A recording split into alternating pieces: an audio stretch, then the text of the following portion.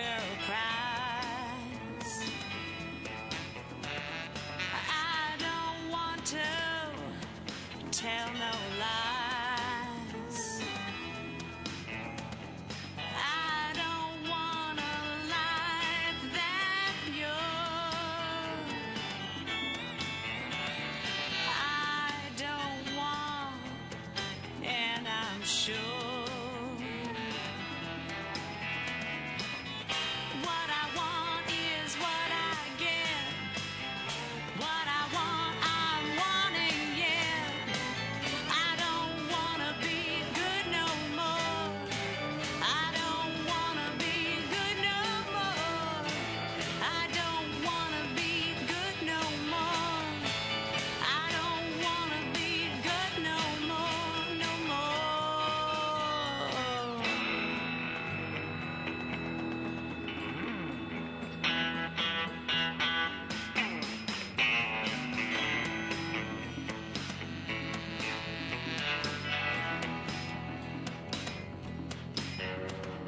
I don't want a life of ease. I don't want to ask you, please. I don't want to play your games. I don't want to call you names. Oh. 'Cause what I want is what I get. And what I want, I'm wanting, yeah. I don't wanna be good no more. I don't wanna be good no more. I don't wanna be good no more. I don't wanna be good no more, no more.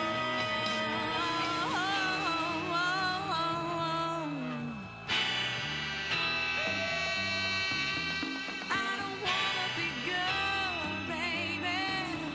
Don't wanna be good no more. Don't wanna be good. Don't wanna be good no more. What's the name of this song? No more, no more. I don't wanna be good no more. I don't wanna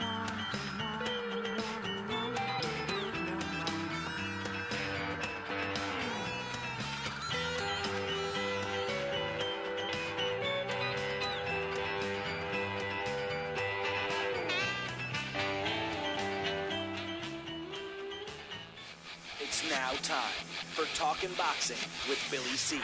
It began as a podcast, went live on the net, and transformed into a full-blown empire. Across the web, on Fight Now TV, and on radio stations around the world. It's the only daily boxing talk radio show on the planet, hosted by the only guy with the balls to do it. Many have stepped into the ring. Many have tried to take the belt. And one by one, they've fallen. Another victim of the undisputed heavyweight champion of boxing talk radio. Talkin' Boxing with Billy C is on now. My style is impetuous, my defense is impregnable, and I'm just ferocious. I want your heart.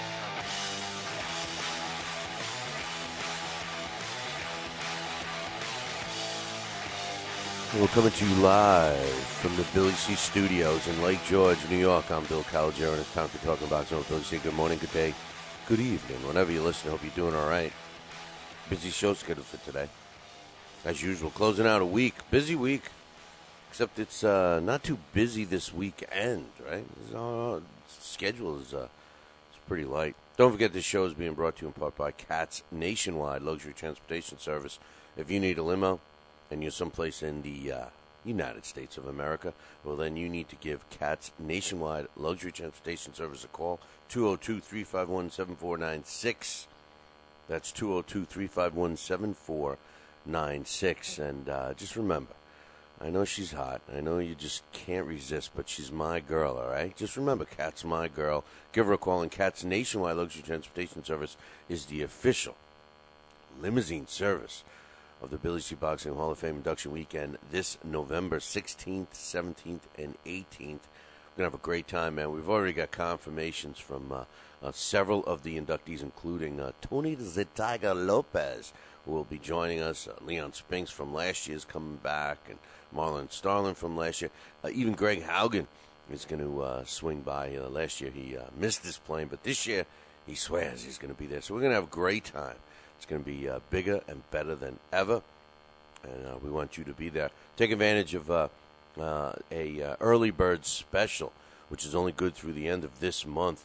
If you come in with a friend, a wife, a girlfriend, maybe your girlfriend and your wife, I don't know. But if you're coming with two people, you and somebody else, you're going to save substantial do-re-mi. So drop an email to hofinfo@billycboxing.com for that package deal. And trust me when I tell you, it's not even advertised, and it's not even going to be past the last day of February. So if you're coming, you might as well save some money. Also, the show's being brought to you in part by Campanaro and Tomkovich. If you need an attorney, you need Campanaro and Tomkovich. They certainly bail me out of trouble all the time. 845-221-4099. That's 845-221-4099. Make sure you tell them Billy C sent you. And, of course, my friends over at the Halftime Bar and Grill, Route 9, South Glens Falls.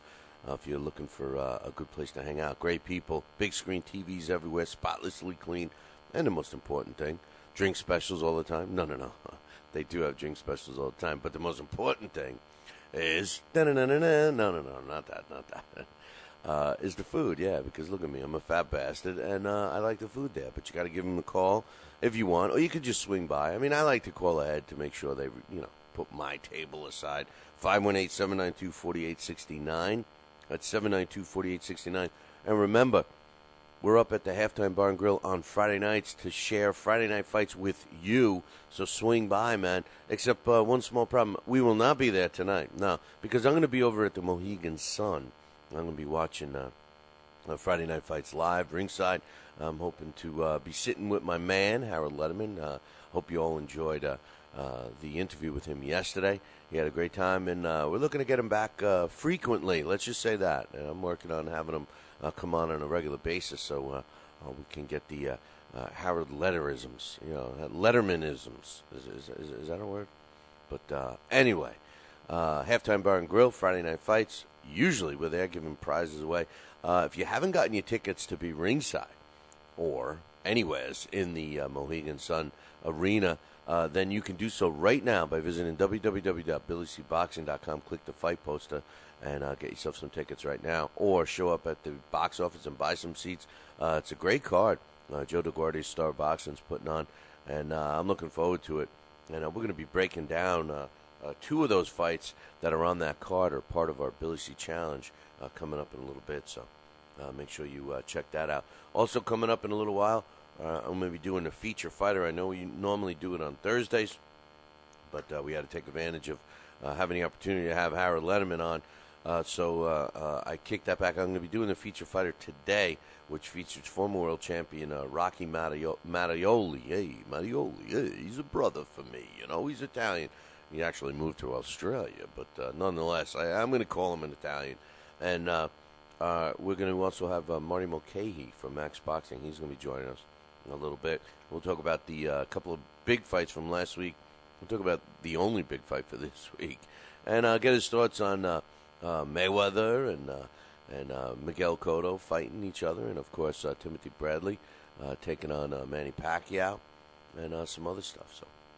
So next week, our Blast from the Past is going to be on a guy that never even got a world title shot, but was a world-ranked top contender, world-ranked in the top 10, I should say, middleweight contender for a long time, and we just lost him. He actually passed away on my birthday this past January, and his name was Jesse the Crazy Horse Smith, or just Jesse Crazy Horse Smith. And this is going to be a big test for our man Alex to see what he can uncover about this guy other than what is known, that he was just a very tough hombre. to fight, and we'll be talking about him with our Blast from the Past. Next week, we're scheduled to have Bobby Hitz, former heavyweight fighter, and he's now a promoter. He's been a promoter for about the last 20 years. He's got his little gig in Chicago, and we're going to have Bobby on, and we'll chat with him about some stuff as well. So, busy week next week. This week's musical guest, I feel like Saturday Night Live, right? This week's musical guest was Rain Dogs. That's DOGGS, and it's sponsored by Radiosubmit.com. So if you're a young, aspiring actor, if you're a young, aspiring musician, hook up with Radiosubmit.com, and maybe we'll play your music too.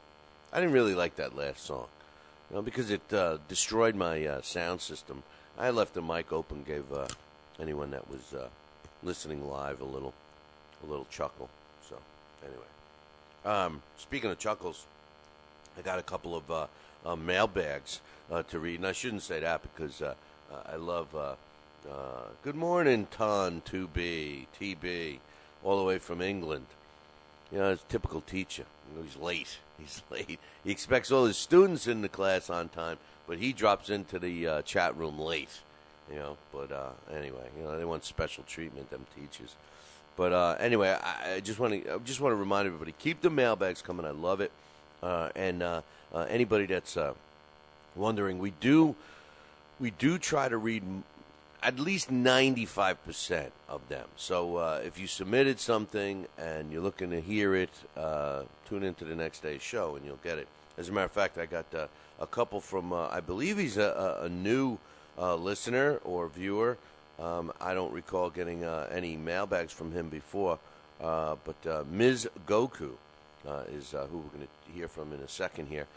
Just want to remind everybody to keep the mailbags coming. Don't forget about the Go, Don't Go, and Watch, Don't Watch segment, in case you don't know what that is. It's when there's a fight, like this week's fight, like tonight's fight over at the Mohegan Sun. If you were thinking about going to it and spend your hard-earned cash on a ticket, you would email me and say, hey, Billy C., I'm thinking about going to the Mohegan Sun to watch Friday Night Fights live. Should I go or should I not go? And or if it was a pay-per-view, you'd say, hey, I'm thinking about buying it. Should I buy it? Should I not buy it? Should I watch it? Should I not watch it? And then I would tell you, it's a great card, man. You should go. Definitely. It's worth the price of admission. That's a go.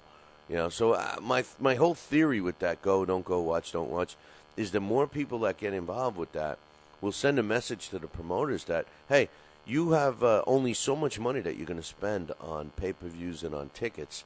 And damn it, if you don't get a good show to go watch, you're not going to go. End of story. Just say no. Hey, I'm going to talk about the mailbags coming up in about 2 minutes. If you're in upstate New York and you need a trucking company, then you need Roselli Enterprises. Roselli Enterprises is trucking at its finest. They have it all. Dump trucks, dump trailers, walk-in floors, flatbeds, flow boys, tankers, loaders, and a full line of roll-off containers for any job, big or small. Roselli Enterprises is also the source for all your sand, gravel, and topsoil needs. Visit them on the web at RoselliTrucking.com or call 315-433-5115. That's 315-433-5115 and tell them Billy C sent you. Are you ready, America? Then let's get it on with Fight Now TV. It's time, fight fans. Your channel has arrived. All the fights, all the names, all the action. From world-class boxing events to mixed martial arts showdowns and other combat sports matchups, Fight Now TV delivers the hits and more. Call your television provider and tell them you want to get it on with Fight Now TV. For more details, go to fightnow.com. We've got a great matchup tonight. Fighting out of the left corner is the #1 ranked contender. No, he is not. I'm sorry, but who are you? I am the IBO computer. I am programmed to provide only fair and unbiased boxing rankings. This fighter is the number 15 ranked contender. Fair and unbiased boxing rankings? That's a new concept. Actually, it is not. The IBO has provided unbiased computerized rankings for many years. Well, we've still got a great fight tonight, folks. In the left corner is the number 15 ranked contender. The IBO, the champion of integrity. Learn more at IBOboxing.com. Check out BillyCBoxing.com now, or feel the wrath of the mighty mustache. Oh, that hurts. Why are you doing that to my face? I hate you. That's BillyCBoxing.com. Consider this your warning. As a young boy, All Billy C. dreamed about was one day having his own catchphrase. And we're back. And we're back. One boy, one dream, one day. Everyone will say. And we're back. And we're back. And we're back. And we're back. And we're back. And we're back. Catchphrase coming soon to a theater near you.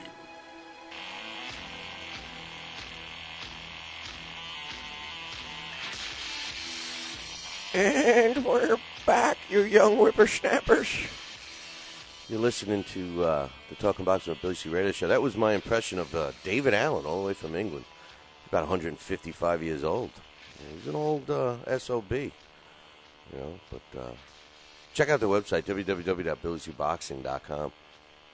We've, you know what? It should be your homepage, really, because if you're looking for only the boxing news that's fit to print, and only the actual news, and then articles written by quality writers, then you need to check out BillyCBoxing.com. Bang around the site, man. There's been a lot of changes over the last few months, and if you've visited it in the past, you should visit it again. But, anyway, we've got some emails. I wanted to... these guys are killing me. Go through.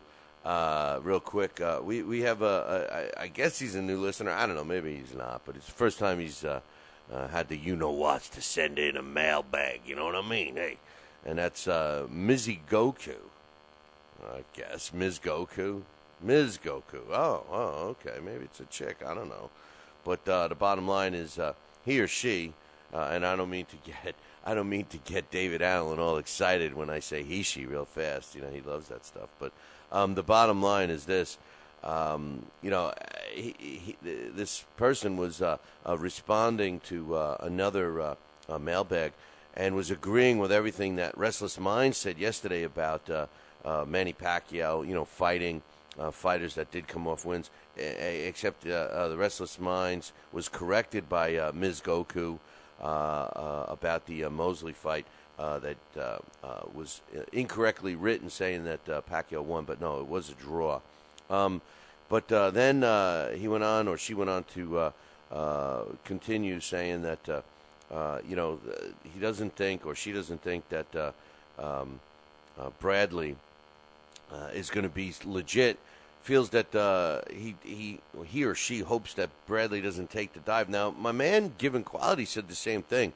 That if we see Timothy Bradley act cautious in the fight against Manny Pacquiao, then all of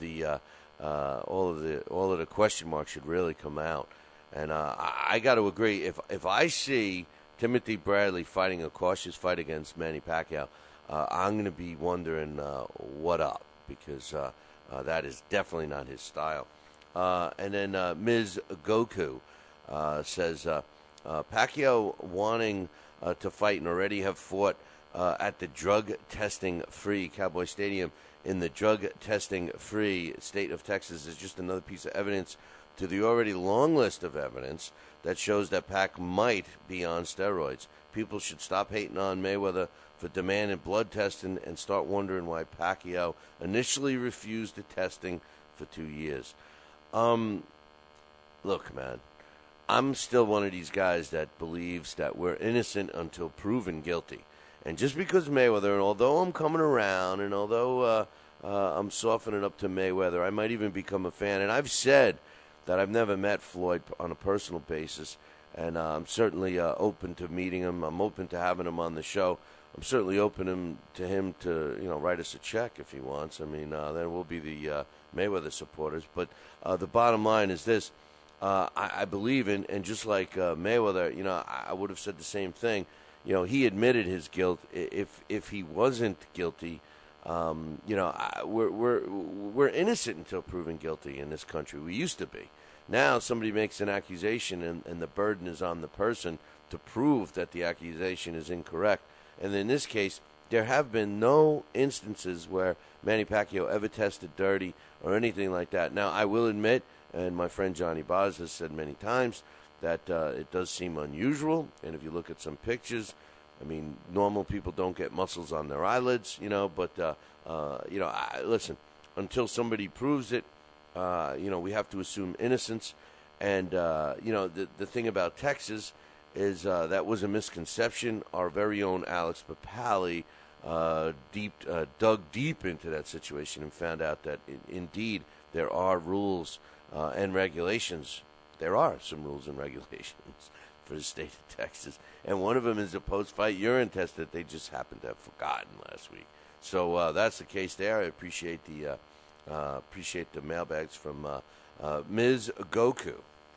And I got another one from my man Alex T. And this is one more thing on Mayweather. And, I guess a lot of people disagree with me on the my thoughts that, I think that Floyd Mayweather Jr. needs to come back from some type of adversity, be knocked down. And I guess I'm looking specific. I want to see a serious cut. I want to see him knocked down. Everybody throws that one, when he got staggered by Sugar Shane Mosley, as if this doesn't prove to you, Billy C., that he's got heart, blah, blah, blah. It was impressive, very impressive for him to come back. I was just looking for a little more. Alex T., one of the guys that surprised me the most by coming up and picking up the Mayweather sword, says, "What's up, Bill? I think if you want the best examples of Mayweather going through some adversity, the best examples are to look back at when he fought with broken hands. I know he beat Carlos Hernandez with a broken hand. I think it happened on a few other occasions as well earlier in his career." He goes on to say, "I broke my hand in a famous Irish style." And he says, "I broke my hand in famous Irish style about 17 years ago." And in case you guys don't know about the Irish, the Irish, they're a bunch of drunks, and he admits that he got drunk and fell down and broke his hand. He wishes that he had a little more glamorous way to describe his hand breaking.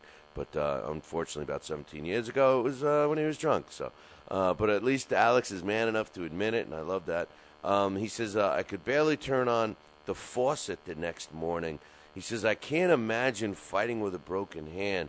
That's impressive stuff. I don't think he gets enough credit for fighting Hatton because in that win, he beat Hatton at his own game. It was an inside fight with a lot of rough stuff, just the way Hatton likes to fight, and Floyd still knocked him out." Good point, Alex, in terms of the broken hand. And yes, now that you bring it up, I do recall that he had some broken hand. As a matter of fact, it was rumored that he was taking some kind of steroid for his hand, and he was. And they had a big report about that, but I guess it was an okay steroid. I don't know. But yes, he has been known to have weak hands, and it has. I broke a bone in my hand once, and it wasn't in Irish fashion. It wasn't even in Italian fashion. I was actually opening up a car door and just hit it the right way and just shattered the bone in my hand. And yes, it's very painful.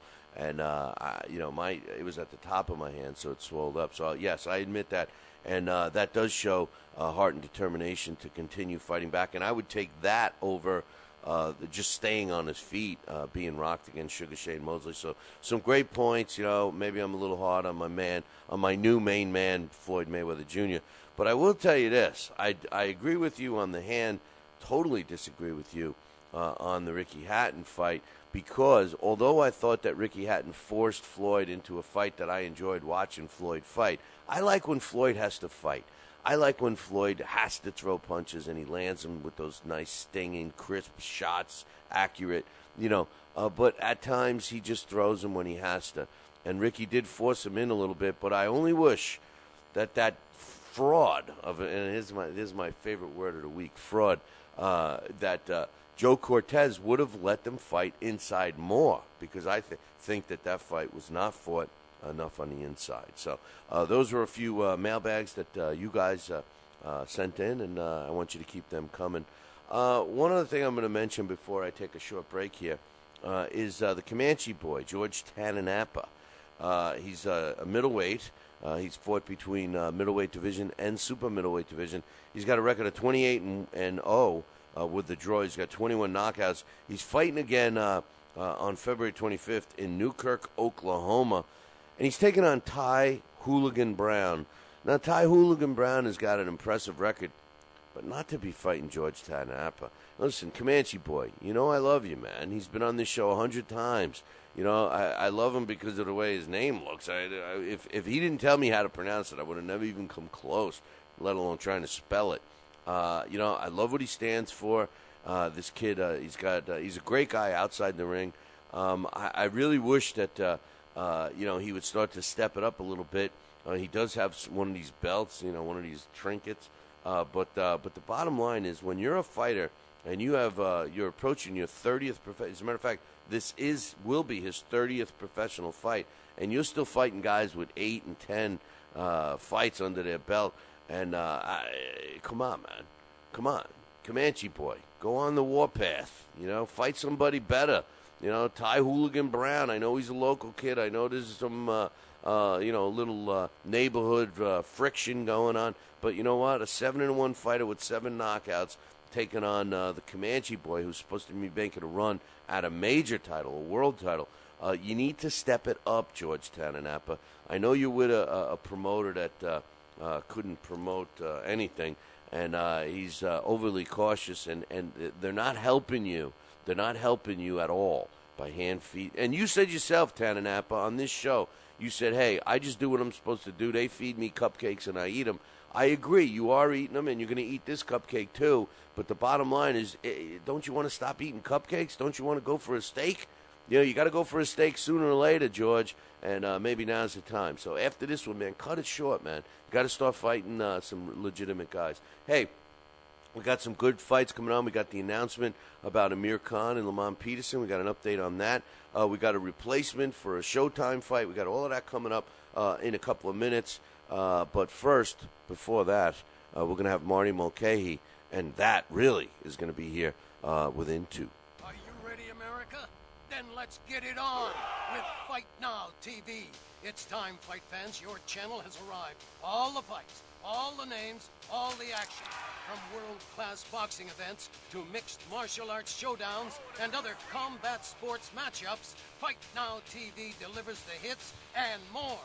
Call your television provider and tell them you want to get it on with Fight Now TV.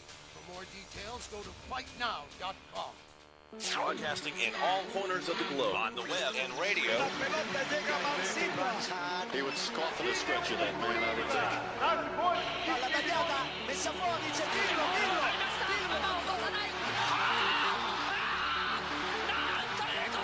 You're listening to Talkin' Boxing with Billy C. From upstate New York in the good old US of A. Boxing is here to stay because we are here to stay. The best 2 hours of boxing talk on the airwaves.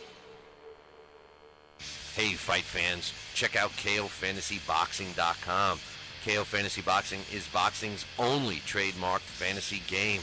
Check it out, www.KOFantasyBoxing.com. Select your own gym, your own fighters, track them through a season that can last from 3 months to a year, depending upon which league you join. You got to check this out, man, www.KOFantasyBoxing.com. Join it today. Again, www.KOFantasyBoxing.com, and tell them Billy C sent. And we're back. You are listening to Talking Boxing with Billy C radio show. And we were hoping that you'd get to hear at least the end of that. But I guess not. You know, it's one of those days. It's one of those days. And hopefully he's with me right now. Marty Mulcahey, are you there? Yeah, I can hear you, but you're fading in and out. I'm fading in and out?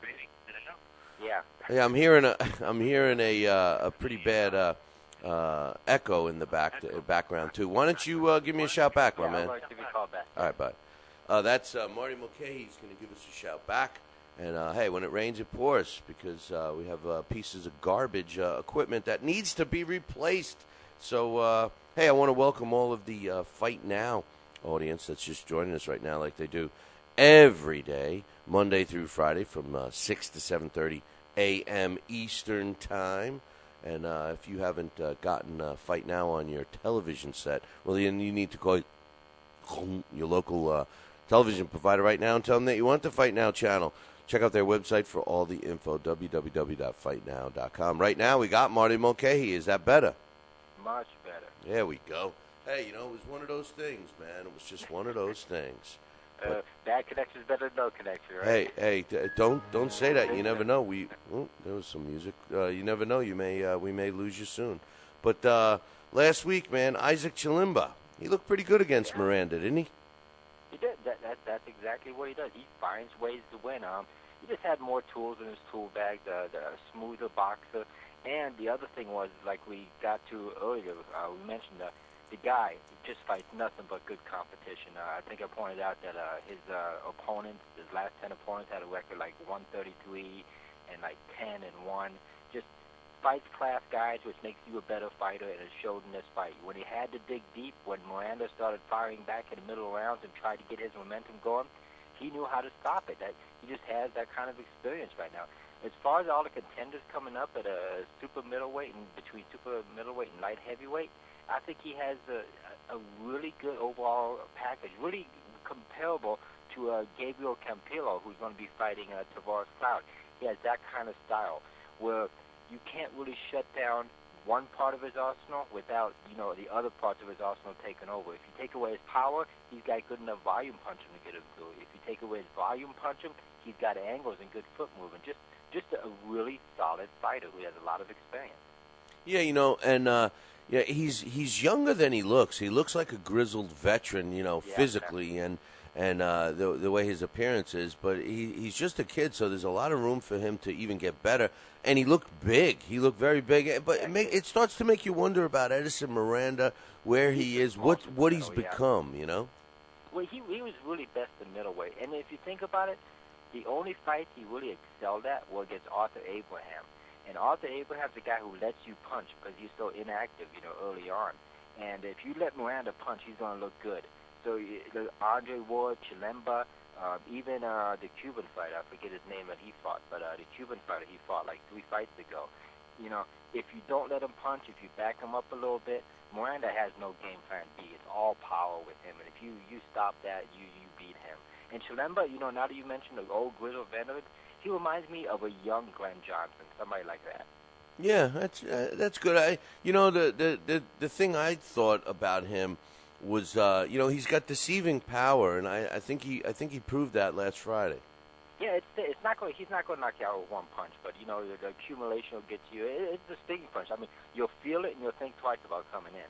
Oh, well, Edison Miranda certainly looked like a stuck pig. There was more blood in there than anywhere, and it was all Miranda's. Yeah, that was a pretty ugly cut. I mean, blood-wise, that was really bad. I mean, it wasn't comparable like Klitschko, Lennox Lewis, or anything like that, but it was a bleeder. He was stuck all right. Yeah. Before we get to the HBO card, Joan Pablo Hernandez against Steve USS Cunningham. Same result, same thing, and I think it. Listen, I think Joan Pablo Hernandez is the real deal, but I also think that Steve Eustace Cunningham is clearly on his way out.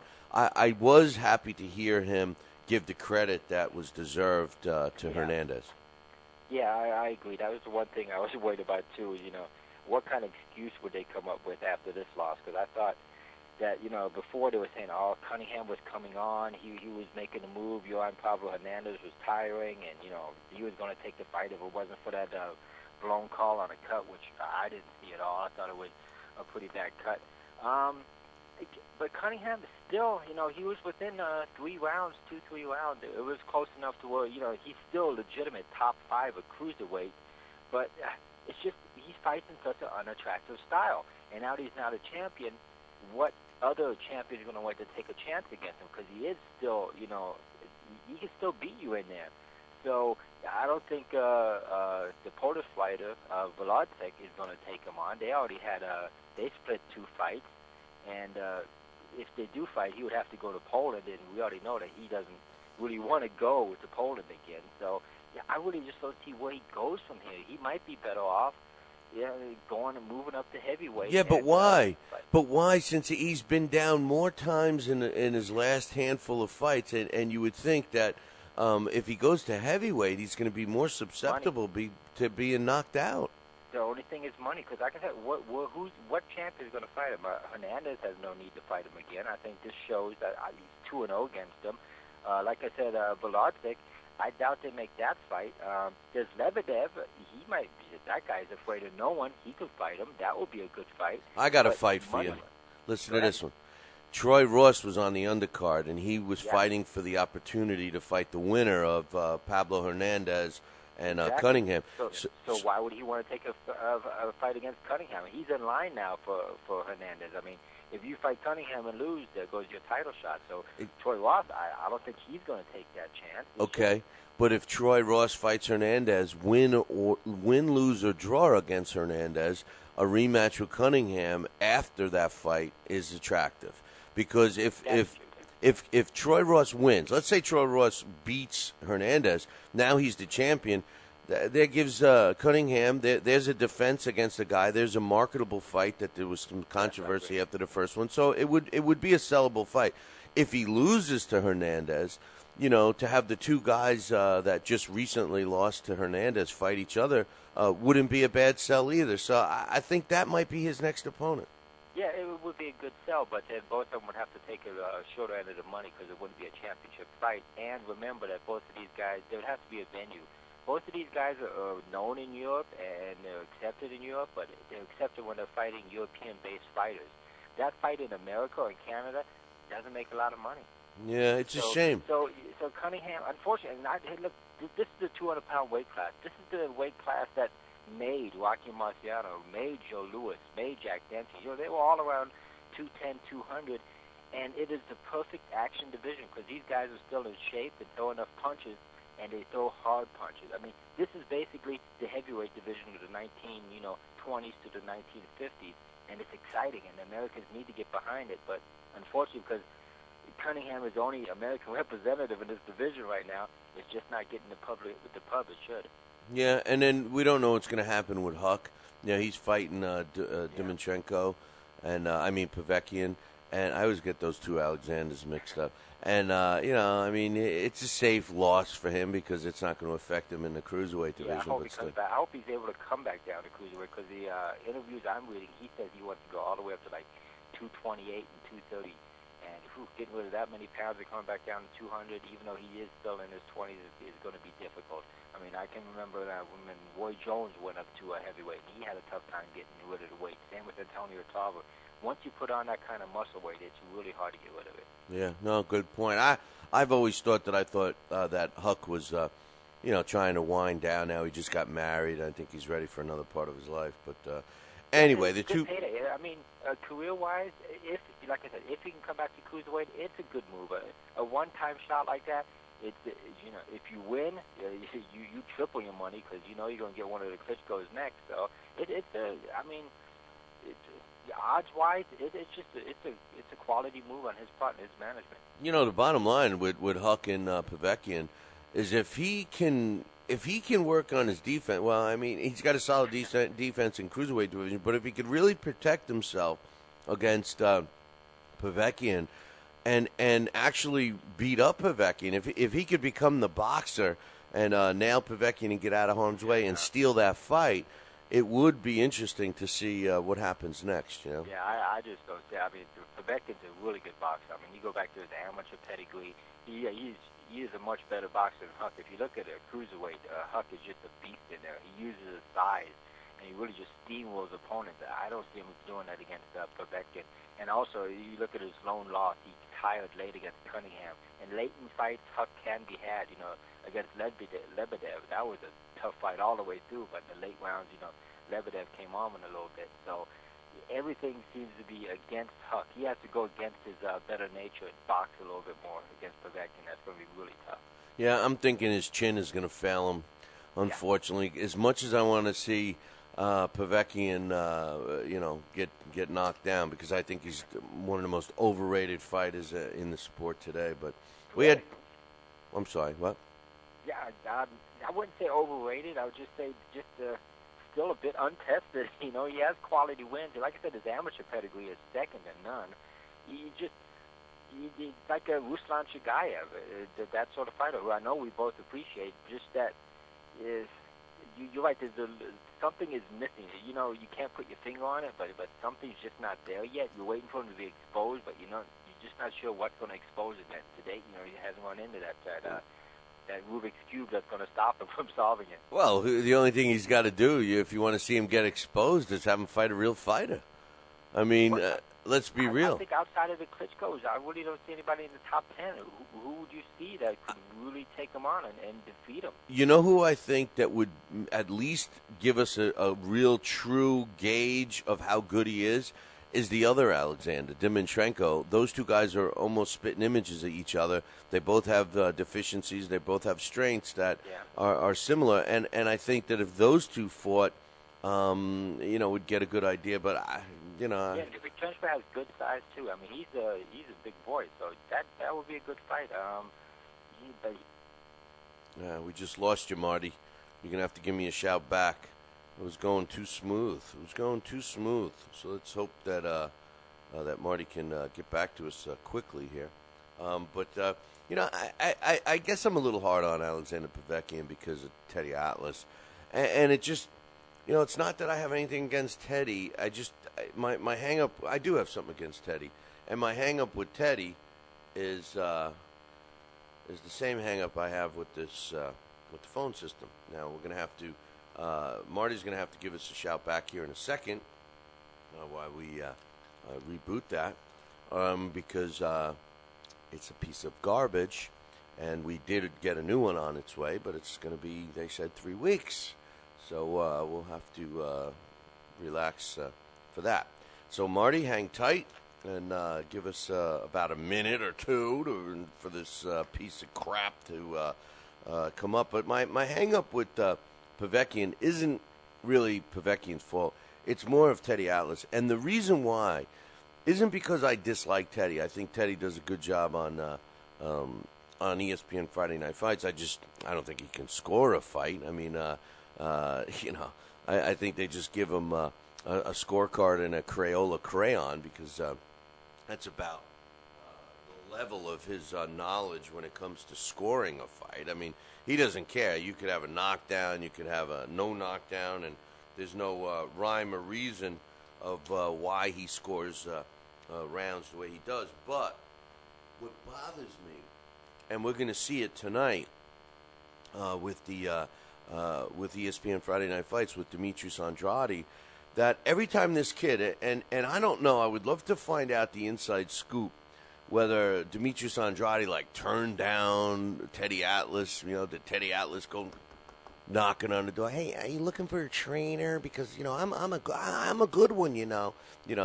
they're like, oh no, Teddy, sorry, hey, Teddy, hit the road, and then it seems like that because every single time that I have ever seen that kid fight on ESPN, Teddy Atlas is there telling everybody, how he doesn't fight anybody, how he doesn't, he's not being tested, he's not doing this, not doing that.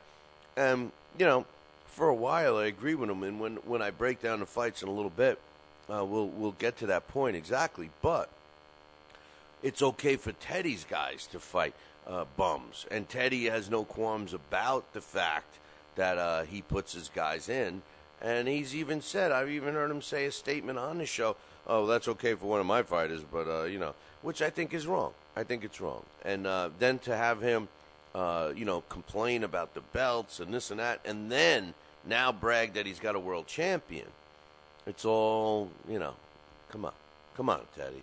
So I because of that, I kind of have a tendency to root against Alexander Povetkin. And I guess maybe I shouldn't, but in any event, we'll see. We'll see if this thing ever starts here, and we can get Marty back on or not. Who knows? But I want to talk to him about the 2 fights from HBO last week. Of course, those 2 fights. Of course, the Donaire Chavez against the Marco Antonio Rubio fight, and of course the Nonito Donaire and Vasquez Jr. fight, which is also one I wanted to get Marty's thoughts on. And there are a couple of fights that we could actually discuss tonight, but really there's not much in terms of entertaining fights this weekend. So we'll have to see what's happening there. Oh, my goodness. Are you back?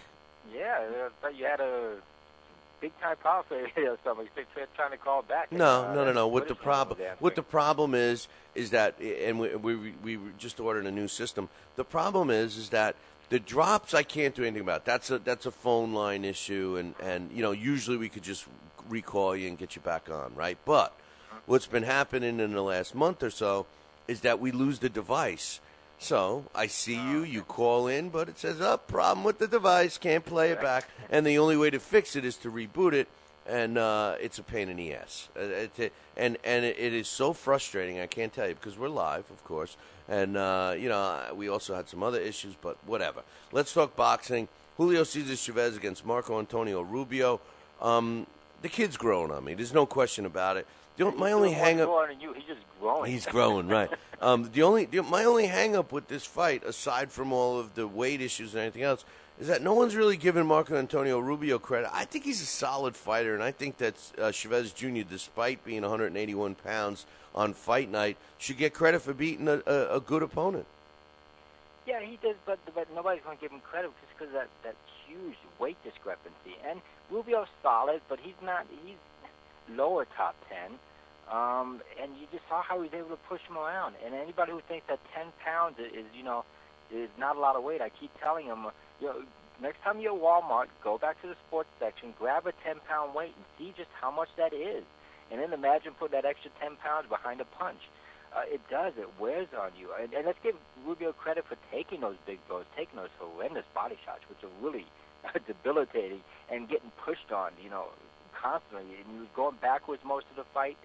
I just don't see, for somebody to stand up to Chavez, I mean, they're going to have to be a big middleweight. That's why Sergio Martinez, as much as everybody thinks he's a much better boxer, and he is, it's not going to be an easy fight for him just because of the weight discrepancy. I mean, it's going to be a super middleweight fighting a cruiserweight, and at 181 pounds, I expect him to get into better shape for his next fight, but still, he's going to come in at a light heavyweight at 175 pounds for almost every middleweight fight that he fights, and that is a huge advantage.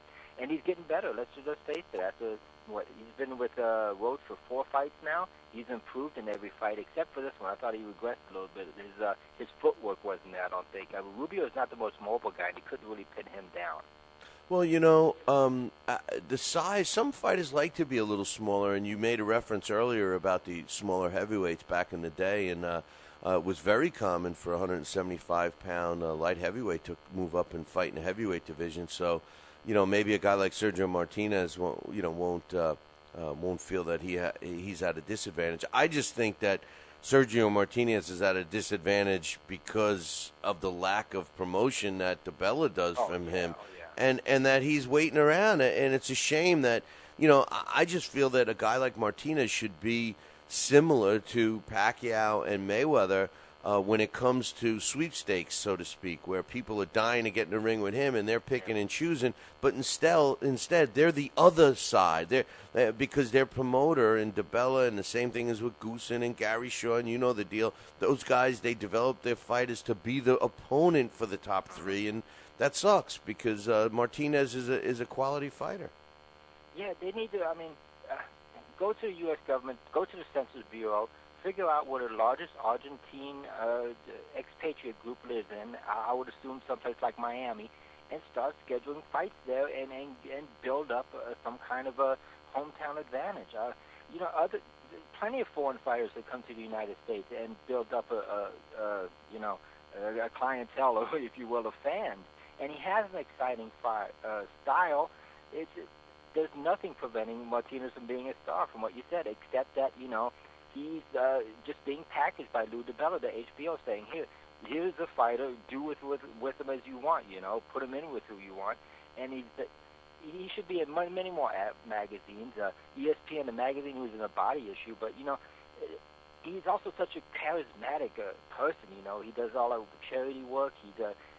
The way he stood up to Jose Suleiman for saying, beating on a woman, isn't the greatest sin of all sins, stuff like that. It's just a really good, just a good person is the only way you can put it. And he should get much more recognition. It's so frustrating to see that he's not out there. And fighting 4 times a year, that's about the average for, you know, a champion now. That's okay, but you're right, it's the marketing. There's no marketing behind this quality champion. Yeah, but Marty, just to get off the subject about Donaire, I wanted to talk about Donaire, but if we just lost you again? Are you there, Marty? Can you hear me? Oh, yeah. Wow, that was weird. I just had the window pop up and said we lost you. And you're still. It just goes to show you can't jump out the window. Yeah, you can't even listen. I can't even pay attention to what this system says. It just said you were gone, right? But anyway, the thing about Sergio is that what he could be doing right now, inexpensively. So Lou, if you're listening, you know, come on, you don't even have to open up all your checkbooks. He could be cleaning up the middleweight division. He could be going saying, okay, you know, Mayweather, Pacquiao don't want to fight me. Let me fight. Go down the list, man. Who's in the middleweight division that he can't beat? You know, and he could, you know, with the exception of the Chavez thing, not that he can't beat him, but, you know, of course, the promoter, you know, not coming to terms. But, you know, he could be doing that and just fighting more frequently. And that's how he could be promoting himself.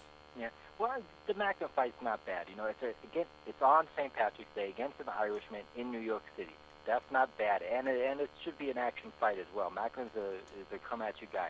I give him that. That's not a bad one. Next fight, go over to Germany. Take some extra money and beat up Felix Storm. I think he defeats Felix Storm. You get another belt. You pick up some European fans that way. I mean, he's fought in Europe plenty before. He fought in Spain. He's fought in England. So he's a world traveler. This is not beyond his scope of capabilities. And after that, you know, I don't think Chavez Jr. is going to fight him, honestly. Bob Arum already came out and said publicly he's not going to fight him. It's going to be at least 2 more fights before he fights him. So if you have 2 more fights, I say Macklin next. That makes sense. That's a good money fight. And it's on HBO. Get your name out there again. And then Felix Storm next. After that, if Chavez Jr. still doesn't take you on, you know, besides calling him a coward, what else can you do? I mean, other people have to be willing to step into the ring with him, and unfortunately, he's shown himself so good right now that outside of Dmitry Pirog from Russia, you know, nobody's willing to step into the ring with him. Yeah, you could also going over to Germany wouldn't be a bad thing because Felix Sturm, and then should he beat Felix Sturm, I'm sure he could get a fight with Arthur Abraham. Yeah, that is right. That's not bad. That's a tough one because he has to move up to 168. Because I don't know if Abraham can still make 160. I think he can. You know, if he can, I agree. That's a good fight. I'm pretty much shocked that Abraham is still staying at 168 because let's be real, he's had no success at 168. Yeah, you know, and I love Arthur, but anyway, Nonito Donaire, he fought that kid that you and I just can't figure out, Wilfredo Vasquez Jr., who, I got to be honest with you, Marty. I'm just going to come right out and say it. Nonito Donaire just did not impress me in that fight. And I can't stand, you know, his attitude. You know, oh, I'm bored. You know, he says in the middle of a fight. And then, of course, the complaint, well, Vasquez didn't do this, didn't do that. No. I think it's Nonito Donaire's responsibility to make a fighter fight his fight, not for his opponents to come in and just stand there to get beat up. No, that's a good point. The other thing was just physically, he didn't look. If you look at it, this time we lost you, Marty. That time I know. So you got to give me a shout back, and we'll see what Marty was about to say on the Progresso soup can phone system. But listen, I don't mean to be critical of Donaire because I like Donaire, and I'm not for 1 second suggesting that he doesn't have the talent. But I think it's the mental part that he's lacking, and I don't mean being disciplined. I mean, are you there, Marty? I'm there. Yeah, go ahead. I'm talking about Nonito Donaire. I don't think he's lacking the physical attributes. I just think he's a diva. He's become a diva. He has a skill set. I don't know about the diva part yet. I mean, everything he says, he goes for the knockout. You have to give him that. He's the type of fighter. He doesn't want to settle for a decision win. I think it's not that he gets bored in it. He gets frustrated when you know his opponent doesn't come straight at him and make it a war. He wants that war. He wants that pure knockout. And Wilfredo Vasquez Jr., he fought within himself. He's smart. He fought a smart fight. he frustrated Donaire and made him open up. And when they opened up, you know, it was a good two-way exchange there in a couple rounds. But the thing with me was Donaire it looked like he still belonged at bantamweight. His body wasn't ripped. It almost looked a bit soft in there. You know, you could tell that he made the weight really easy. And I think that he could still be fighting at bantamweight where you have much better opposition. I mean, you have Abner Mares, you have Agbeco, you have Moreno, who just had a really good fight. Even Yanni Perez. I think there's better names down at bantamweight for him to fight. And just talk about him moving up to featherweight already, no, I don't see that at all. He should stay where he is right now and try to get his body acclimated to that. Because from what I saw, it just didn't look like he was just prime in there. The body just looked off. And it showed a little bit in his fighting as well. As much as he was throwing punches and connecting, they didn't seem to have the same impact. And the accuracy, I think, was a little bit off, too. Maybe because he relies so much on speed where the opponent doesn't see the punch coming. Maybe that's it a bit. He's slowing down, and the opponent can start gauging the punch, riding with it, and they see it now. Whereas before that, you know, he would switch from lefty to orthodox in an instant and throw an awkward punch that opponents didn't see. You didn't see that in this Vasquez fight. Well, I mean, again, I'm going to reiterate what I said. You know, most fighters that force you out of your game, and you know, now we have guys that we know right off the bat. The Klitschko's are probably the top of the list. You know, you go in there with a game plan, and after 3 minutes, you know, you go back to your corner and you're like, man, throw that game plan out the window. It's not going to work. And the same thing happens, you know, I know I'm hard on Floyd Mayweather, but Floyd Mayweather forces you to fight his fight. You know, and I think that that's what separates an elite fighter from a good fighter are fighters that make you come out of your game plan and fight the fight you want them to. You want them to you want to be able to dictate the fight to your opponent.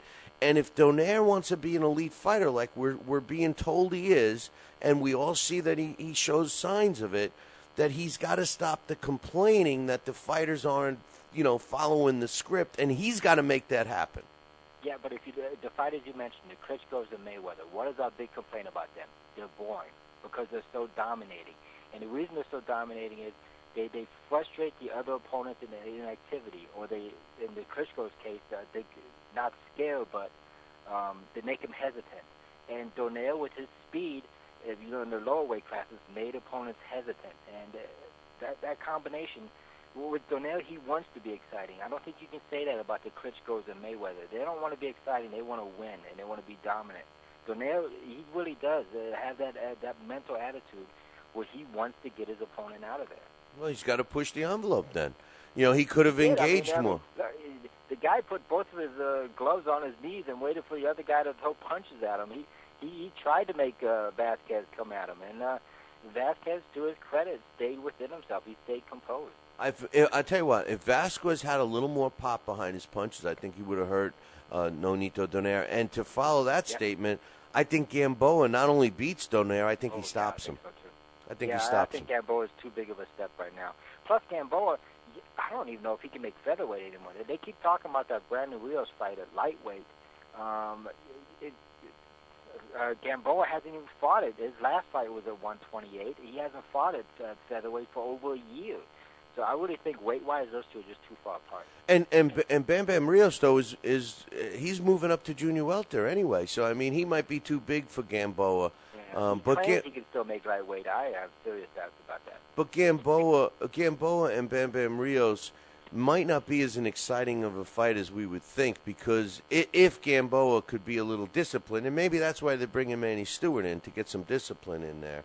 But aside from that's a difficult match. Yeah, I keep going back to. I think Nassim Hamed, when he left Brendan Ingle, that was it. That was the end of his career, because his unique style, his freelancing style, was just made from that Brendan Ingle mold. You know, where he lets fighters fight however they want. And Stewart, he wants you to be that come forward offensive guy, lose some of your personality in there to get the job done offensively. And Yuriorkis Gamboa, he has such an out there style that relies on reflexes so much. Well, I don't know if him and Stewart are going to mesh. I don't think so. I think it's a mistake. I think they should leave Gamboa alone. I think they should they should let him fight the way he is, as wrong as it is for a professional. Just like I used the analogy with the college scrambling quarterback moves into the NFL, and the first thing they want to do is make him a pocket passer. I say, give up the long-term thing. He's already 30 years old. Let him fight. Let his career only go a couple of more years. And let's enjoy the talent that he has, because his attributes are his hand speed and power and his recklessness. I think that that's the word right there, yeah. Yeah, his recklessness is his advantage. Leave it. You know, if they refine him, it's going to be a different guy. Hey, this week there's really only one fight I wanted to ask you about. I don't think the main event tonight is going to be that competitive, although if this fight was taking place 2 years ago, maybe. But Ray Serrano against Kenny Abril, I think is going to be the fight of the night. It might even be the fight of the weekend. What's your thoughts on that one? I did like Serrano a lot, but he came in over the weight yesterday, so that's going to be a little bit difficult. I don't know how much he trained for this. Abel, he was a really good amateur. He's a lefty. Considering he's a lefty, you think he'd have better defense, but he's a guy that gets stronger as the fight goes on. If you look at all the fight reports, I still haven't seen him actually fight. I just read fight reports. He knocks people down, but he can't finish them. And also, he finishes fights strong. This is a 10-round fight. I think if he can get into the late rounds, he has a chance. But other than that, I just think that Serrano's the more skilled fighter. He's the more offensive fighter. He's going to build up a big lead and maybe have to survive the last 2-3 rounds. But he's going to come on in the first 3-4 rounds, especially if he's the bigger person in there, and try to boss the fight. And you should win it on points. But if, like I said, if it gets to the later rounds, I think that Agua has a good chance, if not to win the fight, to make Serrano look bad in those last couple rounds. Do you think Angel Hernandez has much of a chance against Demetrius Andrade? No, not at all. He's just too slow. I mean, if you look at him, he's a plotter. The size differential is just going to be, when you're looking at that fight, it's going to look like an NBA player against a sumo wrestler. It's just too big of an advantage. He has every physical advantage in there, and also every boxing advantage. It has to be an ugly fight for Angel Hernandez to win. I just don't see where he gets that. The only thing is with Andrade, he reminds me a lot of Andre Ward. You know how Ward was really boring and is coming up, and he lacks that passion. I think it's the same way with Andrade there. He's just not a TV fighter yet. It's going to be another boring fight, and if he doesn't press the fight, it's going to just be him taking pot shots from the outside and Teddy Atlas, trying to think about other things to talk about through the whole fight. Yeah, Teddy will be talking about how great he and his fighter are, and he'll be bashing Andrade. Hey, one last thing. It's a slow weekend, except for the prize fighter fight over in England. Not really much as far as excitement this weekend on television as far as boxing. No, and they didn't even promote the prize fighter as much as they usually do. I mean, I forgot. I thought it was junior middle. It's junior welterweights that they're. Yeah, it is. They got a pretty good batch of fighters in there. It should be, like always. Has there ever been a prize fighter where the favorite is won? And this time they got so many really decent fighters in there where the odds got to be pretty even. I would think between Tyrone Nurse, Barry Morrison, and Dale Miles, between those three, something's going to happen. But like I said, whoever the favorite is, cast him aside, because I don't think the favorite's ever won. No, it's true. And speaking of England, there's two more things I want to ask you real quick. Speaking of England, Tyson Fury vacated his Commonwealth and British heavyweight titles because he's ranked in the top 10. The Brits are real pissed off. Price is also the number is getting a shot there, and I don't think the money's right yet for that fight. That's the real reason he vacated. I don't think the money's there for that big-time fight yet in England. Yeah, well, I mean, the thing is that are they England? There's no question that England has probably the best collection of heavyweights right now. The younger heavyweights, that next level. Do you think it's smart for them to? If you put the money aside, do you think it's smart for them to be doing what they do, like Derek Chisora jumping right into a world title shot? And now it looks like Tyson Fury. We've all seen that he's got some weak spots that he should be working on that he doesn't seem to be improving with. But I mean, that David Price and Tyson Fury fight could have been something big. What's your thoughts on them abandoning that and maybe getting rushed into a title shot? Chisora I can see because he's over 30.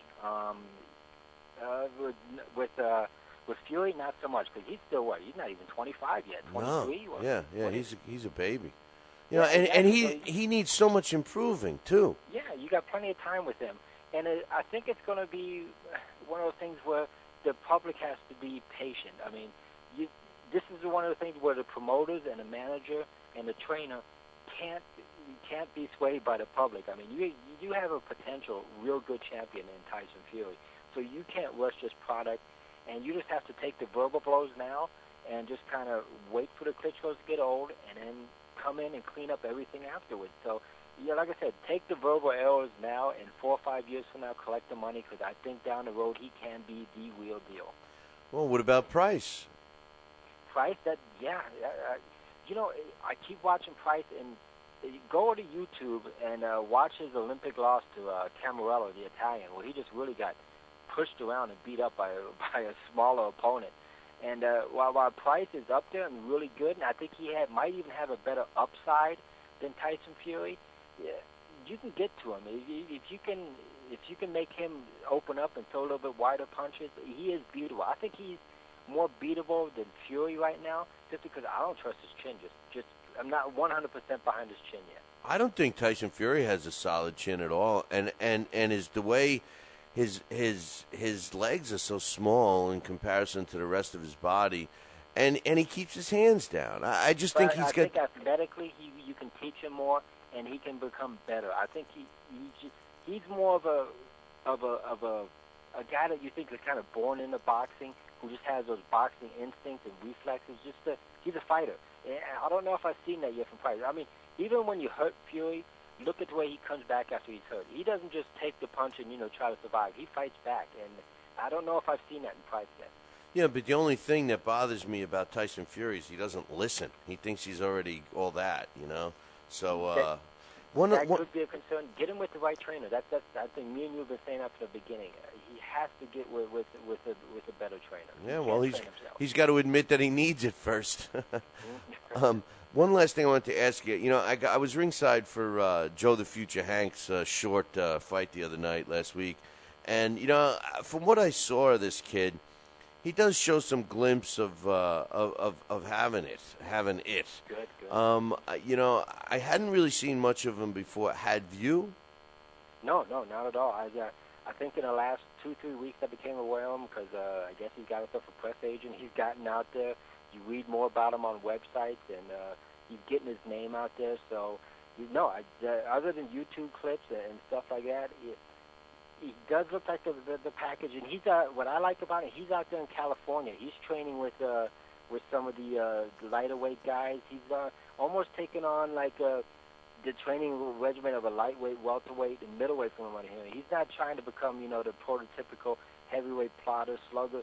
He's trying to evolve into an all-around fighter, and I'm really glad to hear that because that's what we need. We need a Chris Arreola with the real heavyweight body, real heavyweight power, and that work ethic, which I think Arreola's showing now, but it might be a little bit too late.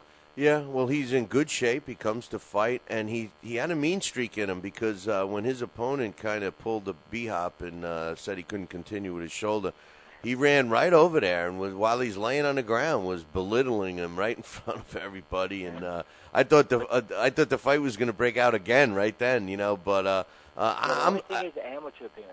What did he have? 40. He didn't have that many amateur fights, did he?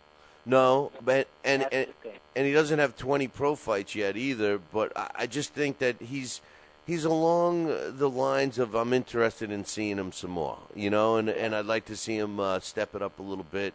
I'd love to see a showdown between him and Seth Mitchell at some point. That's what they're pointing to. That would be good. I wouldn't mind seeing. From what I heard in the press, I think he's willing. From what the statements. Let's put it that way. He's willing to fight Seth Mitchell. Supposedly, they offer a Seth Mitchell fight. They want to fight him, so that's a good thing. I want a American heavyweight with ambition. I'm just not seeing that yet. And maybe this is the guy. I really hope so. But You know, if you put him over there, I mean, you've seen Kubrat Pulev live. You know, if those two would have matched together, what do you think? The Hungarian. No, I know.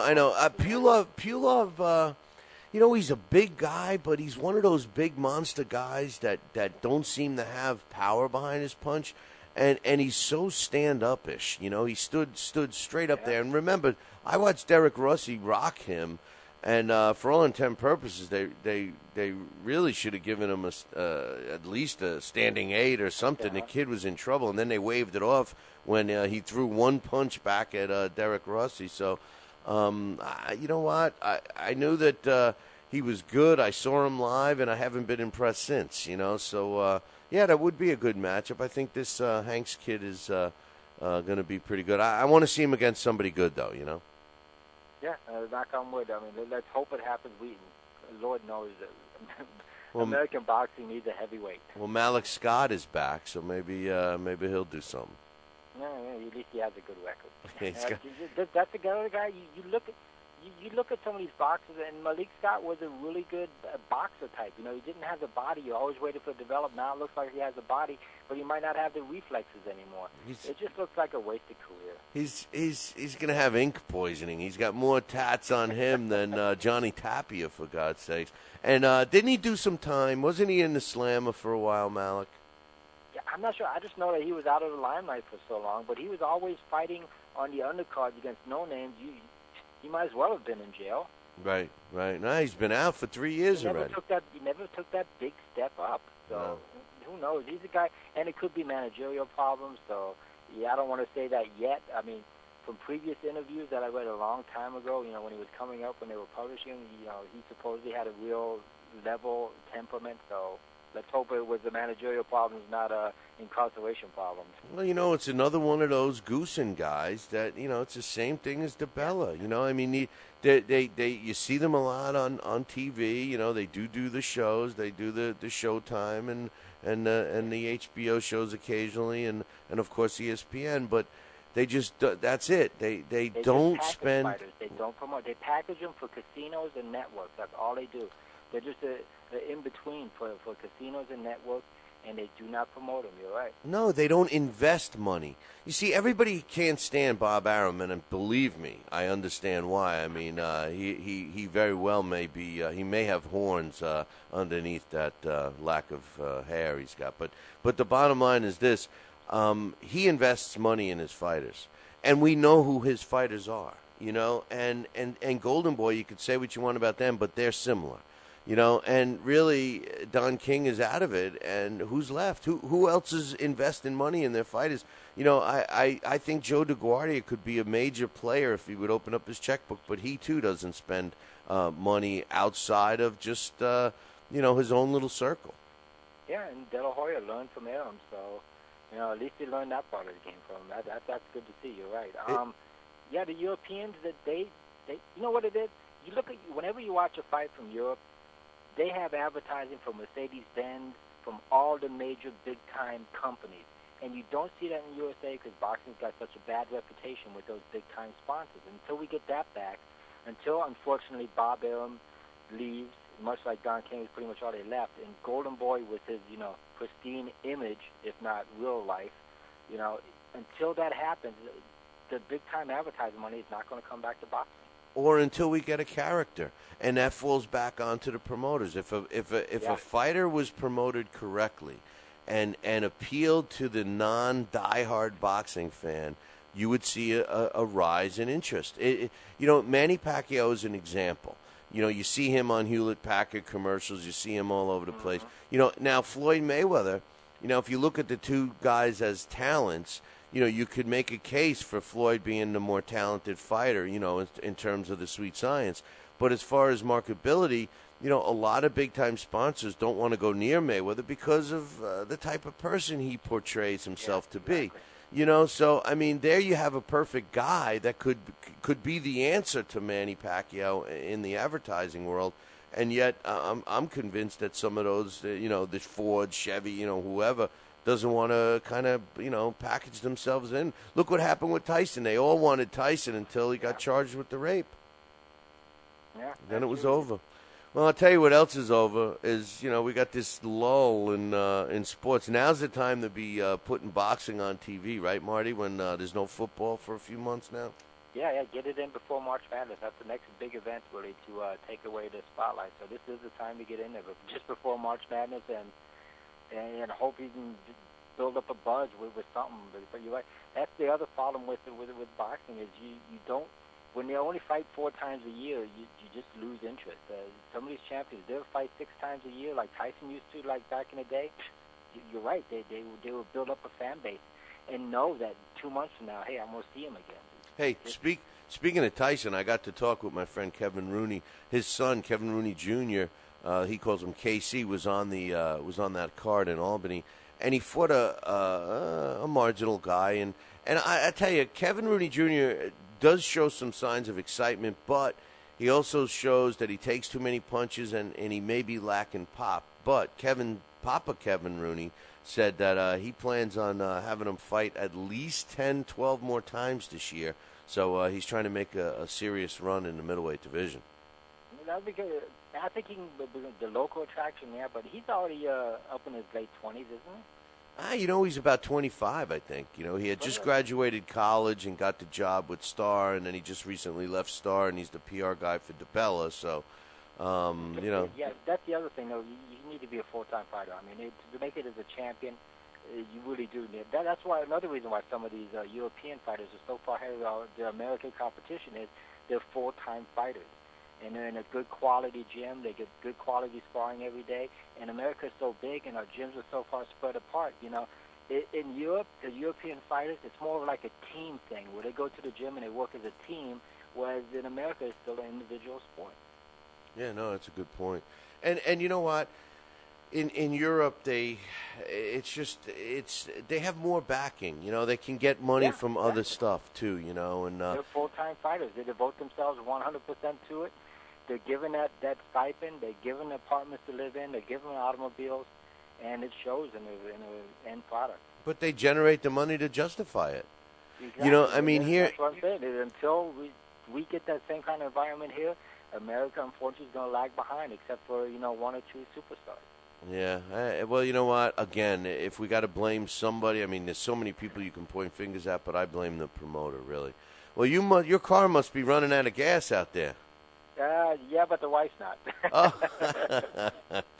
All right. Well, Marty, great chatting with you as usual. We'll be looking forward to next week. I hope we got some other stuff to talk about next week. I know we're not going to be talking about some great fights because there's only 4 on the challenge this week, and really none of them are that good, with the exception, I thought, of the Serrano-Abril fight, but, with the weight issue. And that fight was actually added to the card late, wasn't it? The opponent kept changing for Andrade. No. I mean, it was made like at least 3-4 weeks ago. Serrano? So they should both be in better shape than at least Serrano. He was always scheduled to be part of that fight card, so there's no excuse for him. Oh, I thought that he was just added to that one about 2 weeks ago. No, I don't think Serrano was always part of it. Oh, well, there's something I missed. Marty, have a great weekend, and we'll talk to you next week, my man. Yeah, it's a pleasure, and this is boxing, something that will always come up. So, yeah, we'll have something to talk about next week. Enjoy. All right, my man. Take care. That's Marty Mulcahey from Max Boxing giving us his thoughts on the fights. We hung up on him a couple of times. We lost him a little bit. I'm not taking a break because of that. I will be taking a break in about 10 minutes. So for all the affiliates that are searching high and low right now on this file that's not completed yet, looking for a break, we ain't got one.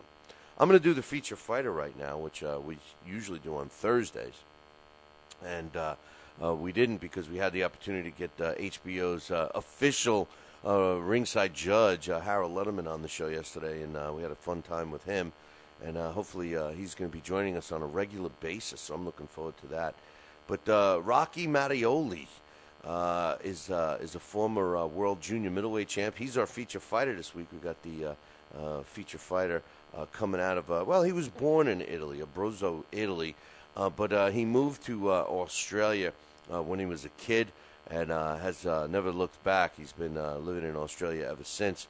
Now, he turned pro at a relatively young age. He started boxing as an amateur at 13 years old, And he did pretty well. He won a couple of the amateur championships, including the Victorian Amateur Championships that he won when he was 16 years old. And he also was a runner-up in the national championship in 1969, which basically catapulted him into turning pro because he had an opportunity to appear on a show at that time called TV Ringside. And he turned from amateur to pro on that show and began his professional boxing career. Now, when he started, and Rocky Mattoli his style was similar to Rocky. I mean, this was a guy that came at you. He didn't mind taking some punches.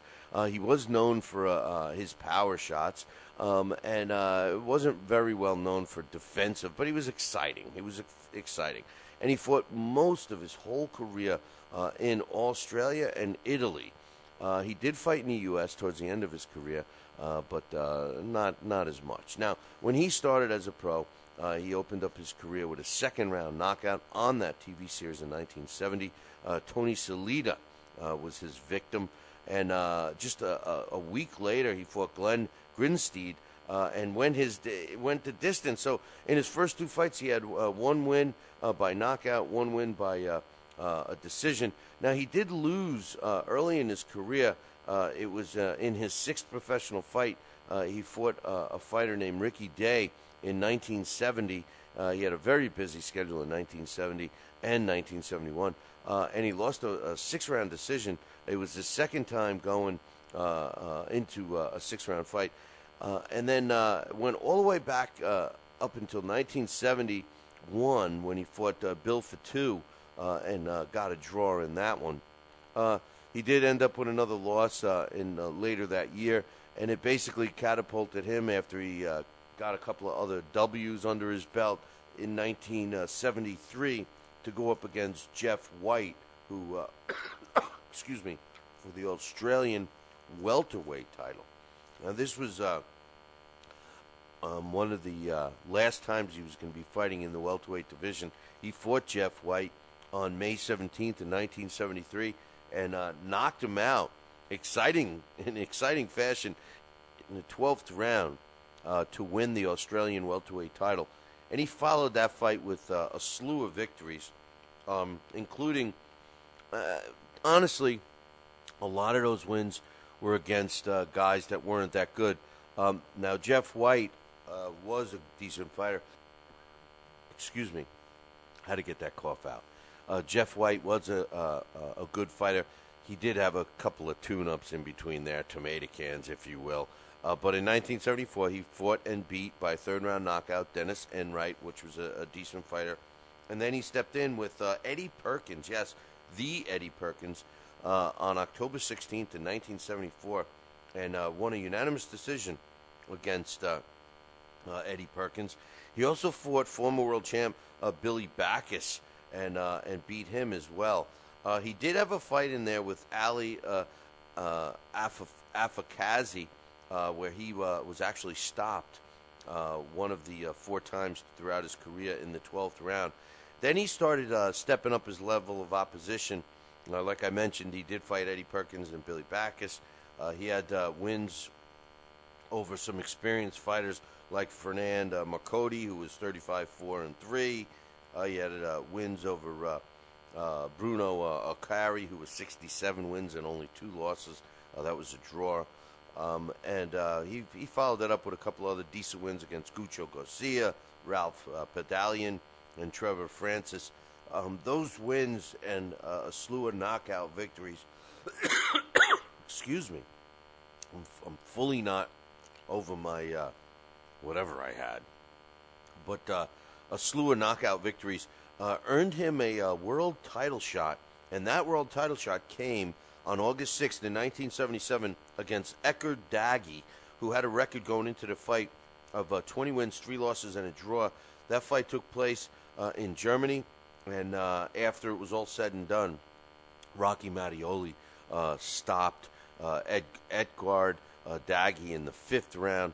to become the new WBC junior middleweight title holder. He did have several successful title defenses.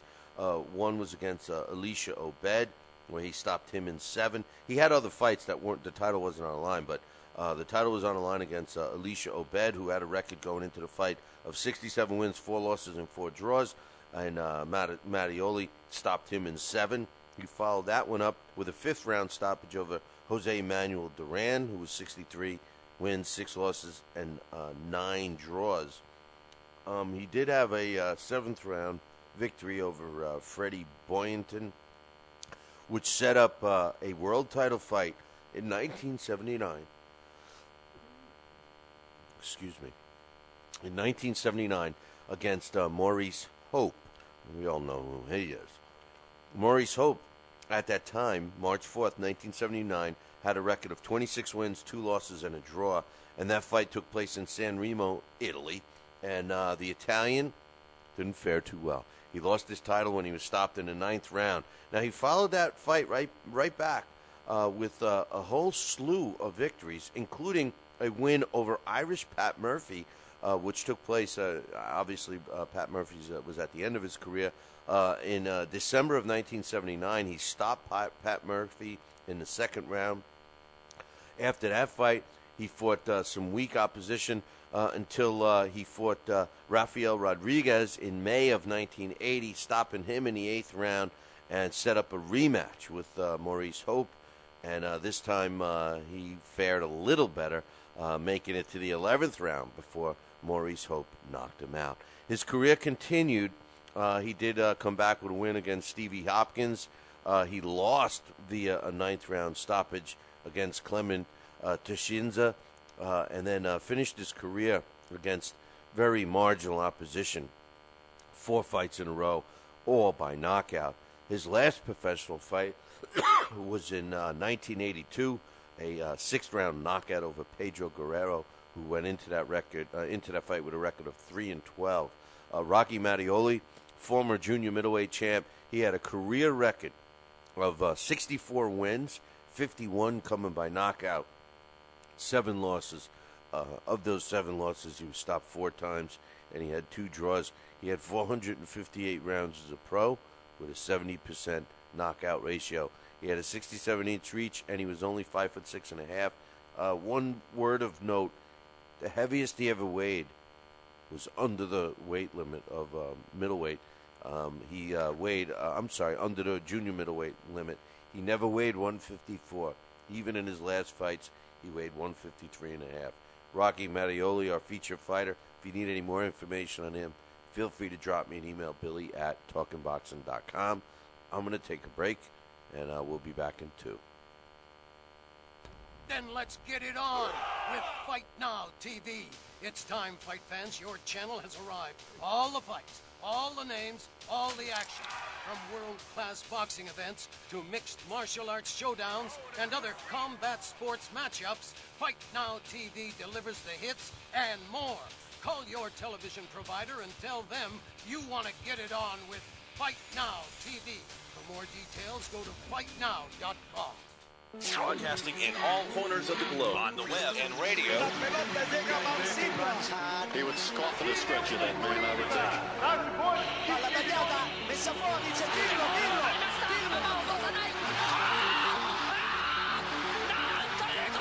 You're listening to Talkin' Boxing with Billy C. From upstate New York in the good old US of A. Boxing is here to stay because we are here to stay. The best 2 hours of boxing talk on the airwaves. Hey, fight fans, check out KOFantasyBoxing.com. KO Fantasy Boxing is boxing's only trademarked fantasy game. Check it out, www.KOFantasyBoxing.com. Select your own gym, your own fighters, track them through a season that can last from 3 months to a year, depending upon which league you join. You got to check this out, man, www.KOFantasyBoxing.com. Join it today. Again, www.KOFantasyBoxing.com. And tell him Billy C sent ya. Now back to Talkin' Boxing with Billy C, the only radio host man enough to take a punch from Mike Tyson. Wait a minute, man. Hold on there. Jeremy, man. I need you to take this one, all right? Wait, What? No way. I can't do this. Need I remind you I'm Billy C, damn it? Now put on that mustache and get in there. Hey, look at me. I'm Billy C. Crap.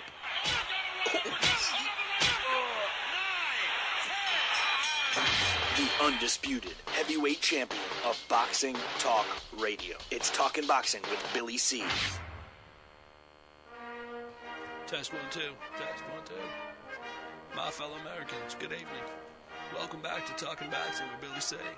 It's great to be here discussing the sweet science with everybody. I love boxing.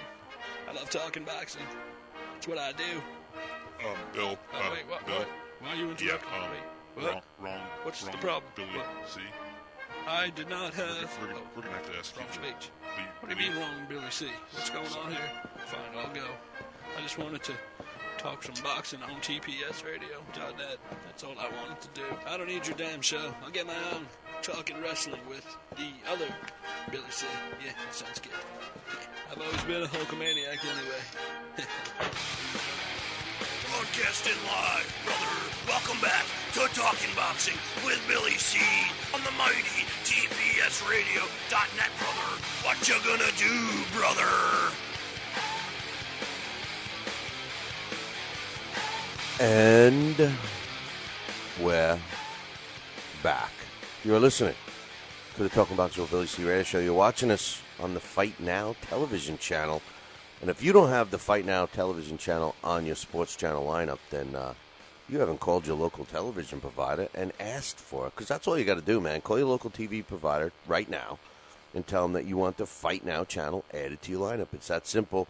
And don't forget, every night is Fight Night on Fight Now, 10 p.m. Eastern Time. They show a new fight, and all you got to do is visit the website for the latest listings, www.fightnow.com.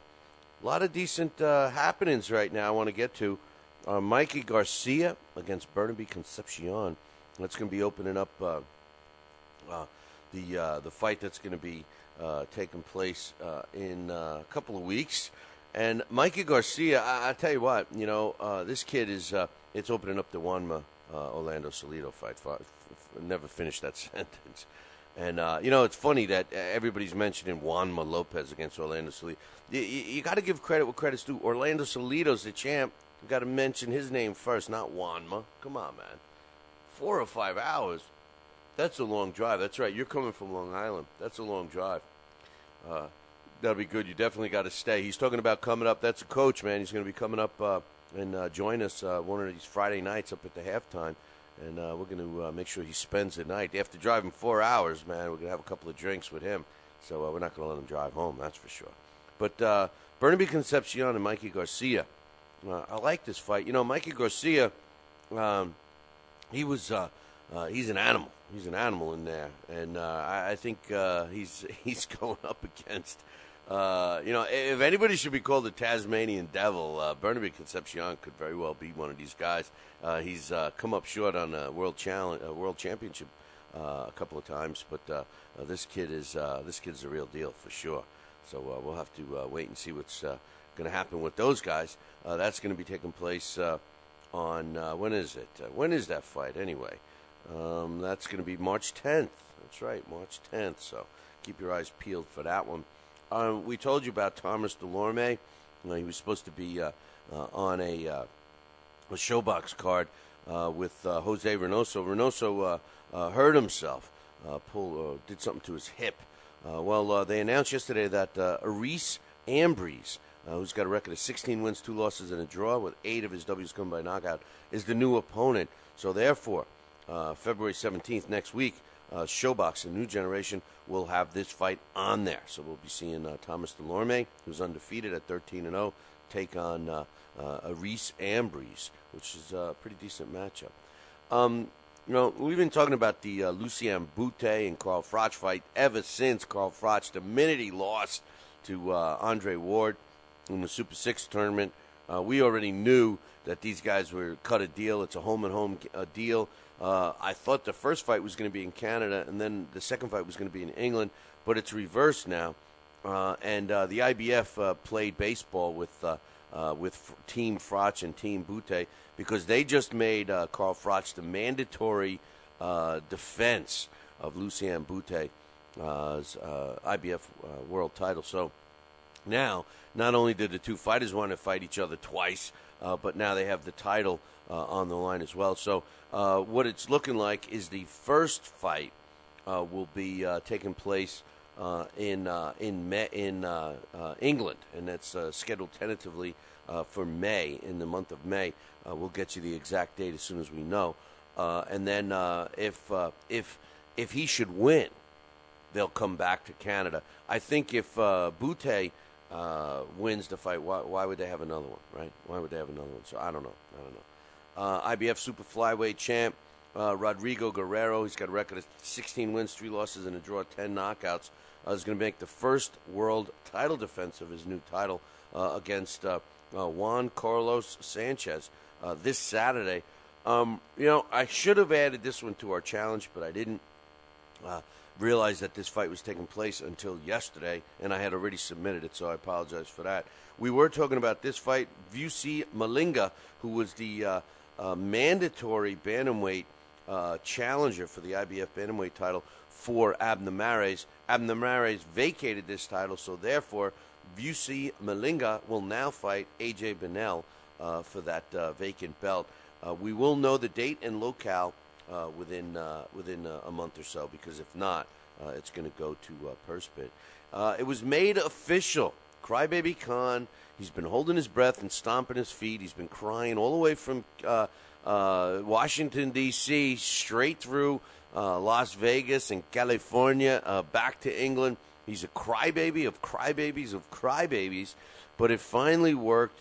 Lamont Peterson signed on the dotted line, also because he didn't get the other fights he wanted, and they are going to have a rematch. It will be taking place on May 19th in Las Vegas, and I'm looking forward to this one.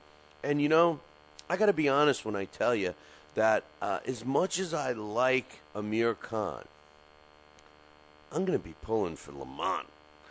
I want Lamont, you dummy, Peterson to just beat his ass again. Let's shut him up. I can't stand a crybaby, and Amir Khan is a crybaby. There's no way around it, really. There just isn't. There's no. I can't sugarcoat it. Can't sugarcoat it. It's. He's a crybaby. He's a crybaby. But nonetheless, May 19th in Vegas. So we'll see. We'll see what happens with that one. Also, I alluded to it earlier. Malik Scott, undefeated heavyweight. He's been out of action for a long time. He's returning to the ring next week. As a matter of fact, he's going to be on the undercard of a fight that you can see on Showtime Extreme. Chris Arreola is going to be the main event of the undercard. And just before him, Malik Scott is going to be taking on Kendrick Relaford. Malik Scott is an undefeated heavyweight, 32 wins, no losses, 11 knockouts. March 24th is going to be the date when Bronco Sports is going to be promoting Takalani Nadoluv against Jeffrey Mathibula. And Mathibula is going to be getting his shot at the IBF junior featherweight title that Takalani Nadoluv holds. Jeffrey Mathibula is a tough fight. I like this matchup. It's a good matchup. It's going to be taking place March 24th. We mentioned this fight already. Zab Judah against Vernon Paris. Tickets are way overpriced for this one. It's a small venue. It is going to be a televised event. Zab Judah is, I think he's overrated. His days have come and gone. He claims he can sell out, so that's why they picked the smallest venue in New York to sell tickets so he could say he sold out. He's bragged about being able to sell out Madison Square Garden, which unless he's selling knockoff pocketbooks, he's not selling nothing there. But anyway, March 24th, also March 24th, Nate Campbell returns to the ring when he takes on Victor Ko in a junior welterweight fight. And speaking of Nate Campbell, he's going to be calling the action with me March 2nd, coming out of Tampa, Florida, when Chevelle Halbach and Terry Blair fight for the second time. No one's ever stopped Terry Blair. She's been in there with the world's best female fighters. And as a matter of fact, she fought Chevelle Halbach once before, and Halbach couldn't stop her then. The big question now is, can she stop her now? We want you to check this show out. It's going to be It's going to be a webcast for free, man, the way all webcasts should be. And it's going to be for free on LDL TV. It's going to be on BillyCBoxing.com and Ustream. So make sure you mark that one down, March 2nd out of Tampa. And if you're in the Tampa area, make sure you get some tickets. You can go up to our website right now, www.BillyCBoxing.com, and click the fight poster and get yourself some tickets. Macho Camacho Jr. and Tony Ayala and Hank Lundy, and also is Hank Lundy and Williams is going to be, Danny Williams is going to be the main events, main and co-main event on March 30th coming at you on Friday Night Fights. This fight's going to be at the Foxwoods Resort and Casino in Connecticut. I like it, you know. I mean, I think that Ayala, he's got a record of 24 wins, 5 losses, and a draw. He does have a USNBC title. Hector Camacho Jr., come on. He's never done much, but he's going to try and not do much again against Ayala Jr. And 53 wins, 4 losses, and a draw for Camacho Jr. But I think the co-feature is going to be a more interesting fight when Hammer and Hank Lundy, 21 wins, 1 loss, 1 draw, 11 knockouts, defends his NABF title against dangerous Danny Williams, 21-1, 17 knockouts, who's the NABF number 1 ranked contender. So actually, that is the main event. I'm sorry. The co-main event is the other fight. So good, because this is a much better fight. I read it wrong. I've been mentioning about Lou DiBella and his lack of promotion of Sergio Martinez. Listen, it's the truth, man. He can have him go against bullying all he wants. He can put him in magazines all he wants. But if DiBella really wants to get his fighter the recognition and the money that they all want, then he's got to get him in the ring more often. End of story. Lou, open up the checkbook, man. You got the money. Let's do the fights. We got the Billy C Challenge this week. There's only 4 fights on the slate, and honestly, I think they're. See, now I don't know about this. These guys are all talking about. The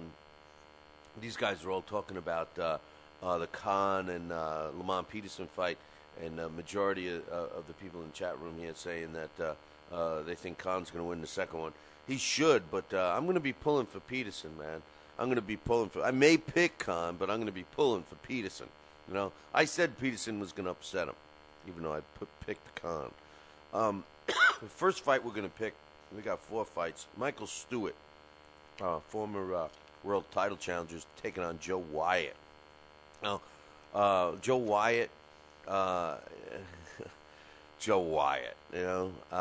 23 wins, 15 come by knockout. He's got 2 losses. In both those losses, he was stopped twice. And guess what? Those are his last 2 fights.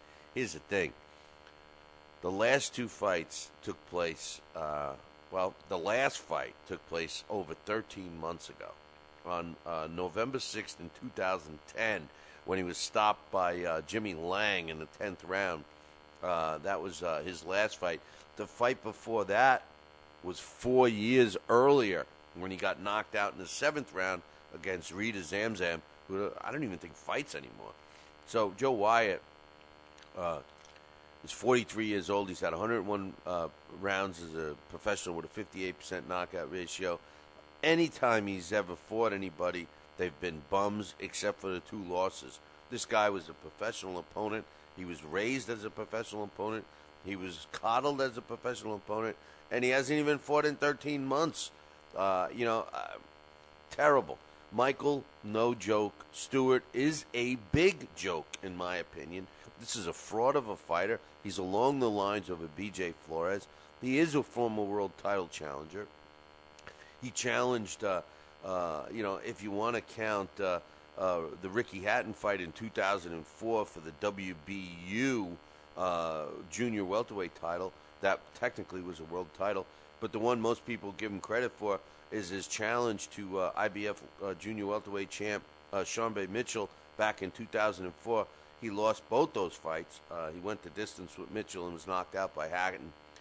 This is a guy that has 47 wins, 25 come by knockout, 7 losses, only stopped 1 time. and that one knockout loss was at the hands of Ricky Hatton. He does have 3 draws. He's only 34 years old, the joke, Michael the Joke Stewart. He only fought 2 times in 2011 against marginal at best. I guess Jimmy LeBlanc is a professional opponent, obviously, with a 12-20 record with 4 draws, and Michael Stewart stopped him of September of last year in the second round. But prior to that, he fought David Torres, who's not a bad fighter, of course, but he couldn't beat him. Michael Stewart, who's trying to get in line for another title shot, got a gift in a 10-round majority draw. Many people think that he lost that fight against David Torres. Prior to that, I ask you to search his record for a decent opponent that he won. Okay, he's got losses against lots of names you recognize, like Grady Brewer. I mentioned Ricky Hatton and Sean B. Mitchell. He does have a win against Ivan Robinson back in 2003 when Ivan had a 31-7 record at the time. He does have a record against a 27-4 Teron Millette. But again, that was in 2003. He even lost to Doran Spivey back in 2002. He only fought twice in 2010, twice in 2011, and when you combine both those fights, both those years, you got 4 fights, 3 wins, 1 knockout. I'm sorry, 3 wins, 2 knockouts, and 1 draw against garbage opposition. Michael No Joke Stewart is a huge joke, but despite being a joke, I'm picking him because he's fighting a dead man in Joe Wyatt. The next fight I'm going to pick could have been something a little more entertaining than this as the main event on the Telemundo network tonight. But Alejandro Delgado is going up against Orlando Cruz. Delgado's got a record of 15 wins, 5 losses, 7 of his wins coming by knockout, and of his 5 losses, excuse me, he was stopped 1 time, and that was in his last fight. He was stopped, as a matter of fact. He was stopped against Christian Escobar in 2009 when Christian had a 11-2 record. In his last fight, he lost a technical decision because of a cut against Carl Herrera. Now, he did fight Carl Herrera in 2011, August of last year. That was a decent opponent, but he lost. Every time he's ever fought anybody that's decent, he's lost. And he's also lost to some garbage opposition, like Carlos Martinez, when he fought him in 2009, was 1-4 and lost a split decision. He was knocked out in the first round by Escobar. He followed that up against, they were trying to give him a win a couple months later against Azul Gonzalez, who went into the fight with a 7-win, 10-loss record in Mexico. This guy's only fought in Mexico. And they hand him a Tijuana taxi cab driver, as Greg Haugen would say, and couldn't even beat him. He lost a 10-round decision there. He's got 90 rounds as a professional. Listen, he's stepping in with Orlando Cruz now. Now, by the way, I have no idea how old Alejandro Delgado is. There's no birth date or anything that I could find. But excuse me, Orlando Cruz is 30 years old. He's a southpaw. He's got a record of 17 wins. Excuse me, I am sick of coughing at you guys. All the talking keeps me coughing. But he's 30-year-old southpaw, 17 wins, 2 losses. Both losses he was stopped. He's got 8 knockouts. He does have 1 draw. He's 5'4", 65-inch reach, 97 rounds as a professional with a 40% knockout ratio. In his last fight, he fought undefeated Michael Franco, who was an up-and-coming prospect ready to bust onto the scene to become a contender. And Orlando Cruz, for all intent and purposes, got the upset win. Pretty much this Orlando Cruz was a hot prospect going into when he had about 14 wins. He went into when he had about 15 wins. He went into a fight with Cornelius Locke, and Cornelius Locke pretty much put the lock on him because he knocked him out in 5. Then they throw him in with Daniel Ponce de Leon a few months later in February of 2010, and he gets knocked out in the third round in Mexico. And then they give him one more shot. They figured that he was already finished, so they wanted to feed him to Michael Franco, and Franco would have looked good on his record, beating a 16-2 fighter. But instead, Orlando Cruz made quick work of Michael Franco, knocking him out in one, which now puts him back as a prospect, contender, whatever you want to look at. And they're giving him Alejandro Delgado as the main event on TV. I'm picking Orlando Cruz in this one. To me, it's a no-brainer. Now, in what I think is the best fight of the weekend, and Marty pointed out that Raymond Serrano came in overweight yesterday in Connecticut, but Kenny Abril, he's got a record of 11 wins, 4 losses, only stopped once, and 1 draw. He does have 6 knockouts. He's 27 years old, southpaw, 87 rounds as a pro, with a 35% knockout ratio. His last fight was his only fight in 2011, and he lost to Yordanis Ugas, and he was lost a 6-round decision. It was the only time he fought last year. He had 2 decent wins against marginal opposition in Javier Perez and Francisco Ginorio in 2010.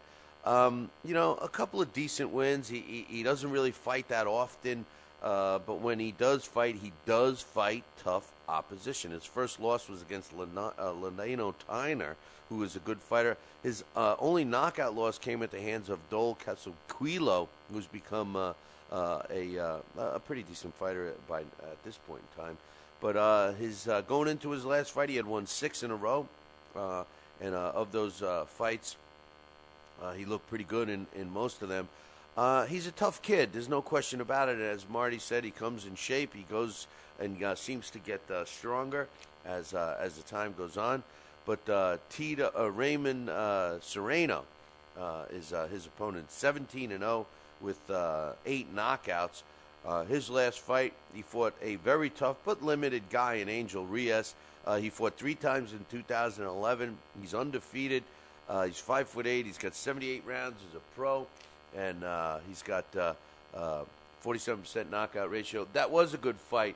I should have added that one too. That's why we have the suggestion one. They're talking about Kevin Mitchell and Felix Laura.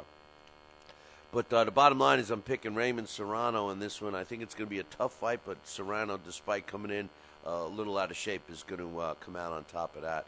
The main event for Friday Night Fights, Demetrius Andrade is going up against Angel Hernandez. Andrade's 15-0 with 10 knockouts. He's 6'1", 59 rounds of pro with a 67% knockout ratio. His first 11 pro fights, I admit, and I agree with Teddy Atlas, very soft opposition. But you know what? His last several fights have been pretty good. You know, his first tough test came in the beginning of last year. Alberto Herrera took care of him. He also beat Omar Bell, Grady Bruin, Saul Duran. He's stepping in with Angel El Toro Hernandez, who's a tough fighter, but, you know, he's seen better days. He's got a record of 30 wins, 17 come by knockout. He's got 10 losses, only stopped twice. His last 10 fights span 9 years, and he's got a record of 4 wins, 2 by knockout, and 6 losses. And of those 6 losses, he was stopped once. In his last 3 fights, he lost his last 3. Only 1 by knockout, and that came to the hands of Peter Manfredo Jr. at Mohegan Sun. I was there, and I will tell you this: it was an interesting fight for a while until they stopped it. He does have some losses over guys like when he fought for the IBF junior middleweight title. Ronald Winky Wright beat him in 12.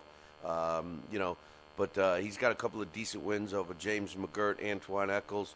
What does all that mean? Not much, because I think tonight it's going to be all Demetrius Andrade.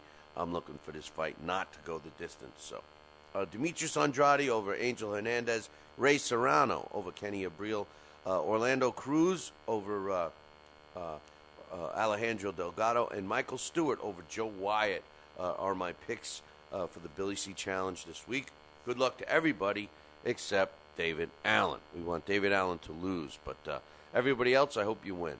But anyway, it's time for the...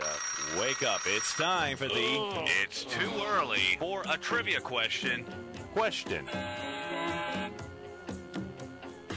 Did we get a slew of answers yesterday, but none were right, so I'm glad that you guys are trying to get this one right. Keep it up. We're going to give you the weekend to do it.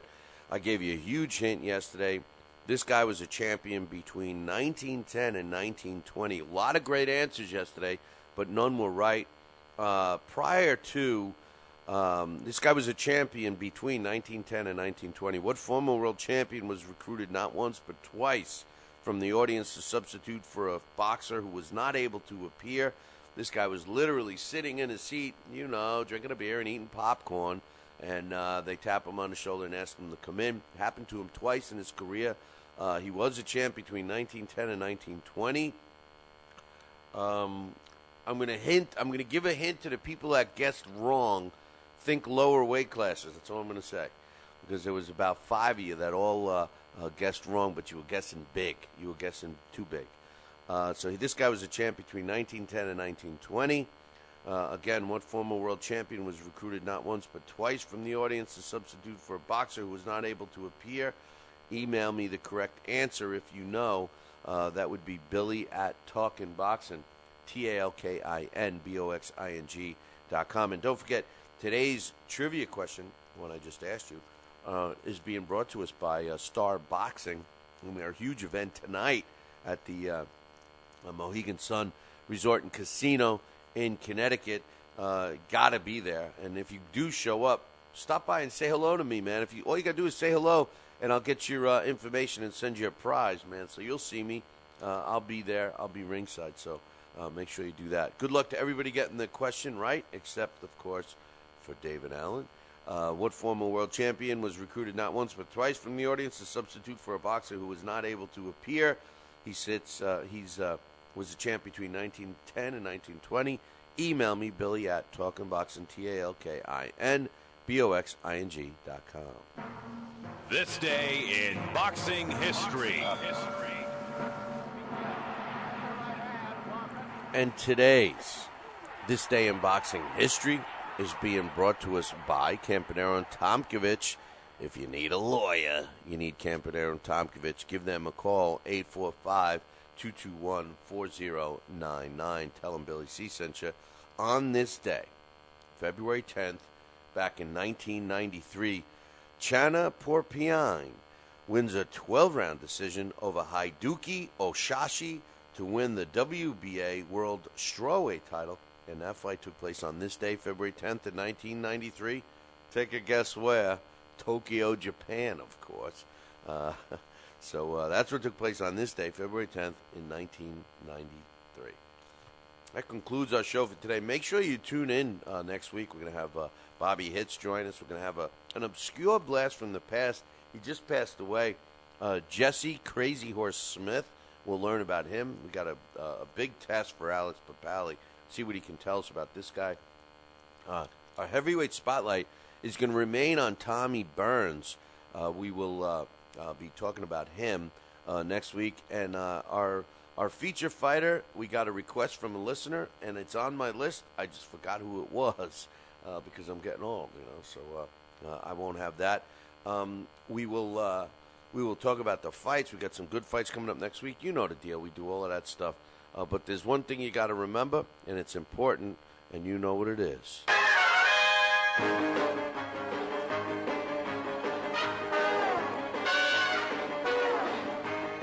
Make sure you tune in Monday morning. Same bat time, same bat channel. The Fight Now channel, of course. Call your local television provider right now and tell them you want the Fight Now channel added to your lineup. It's that simple. Don't forget, every night is Fight Night on Fight Now. All the information you need to know about the channel is at their website. Visit it, www.fightnow.com. Have a great weekend. Enjoy the fights. We'll see you Monday morning. Ciao, baby.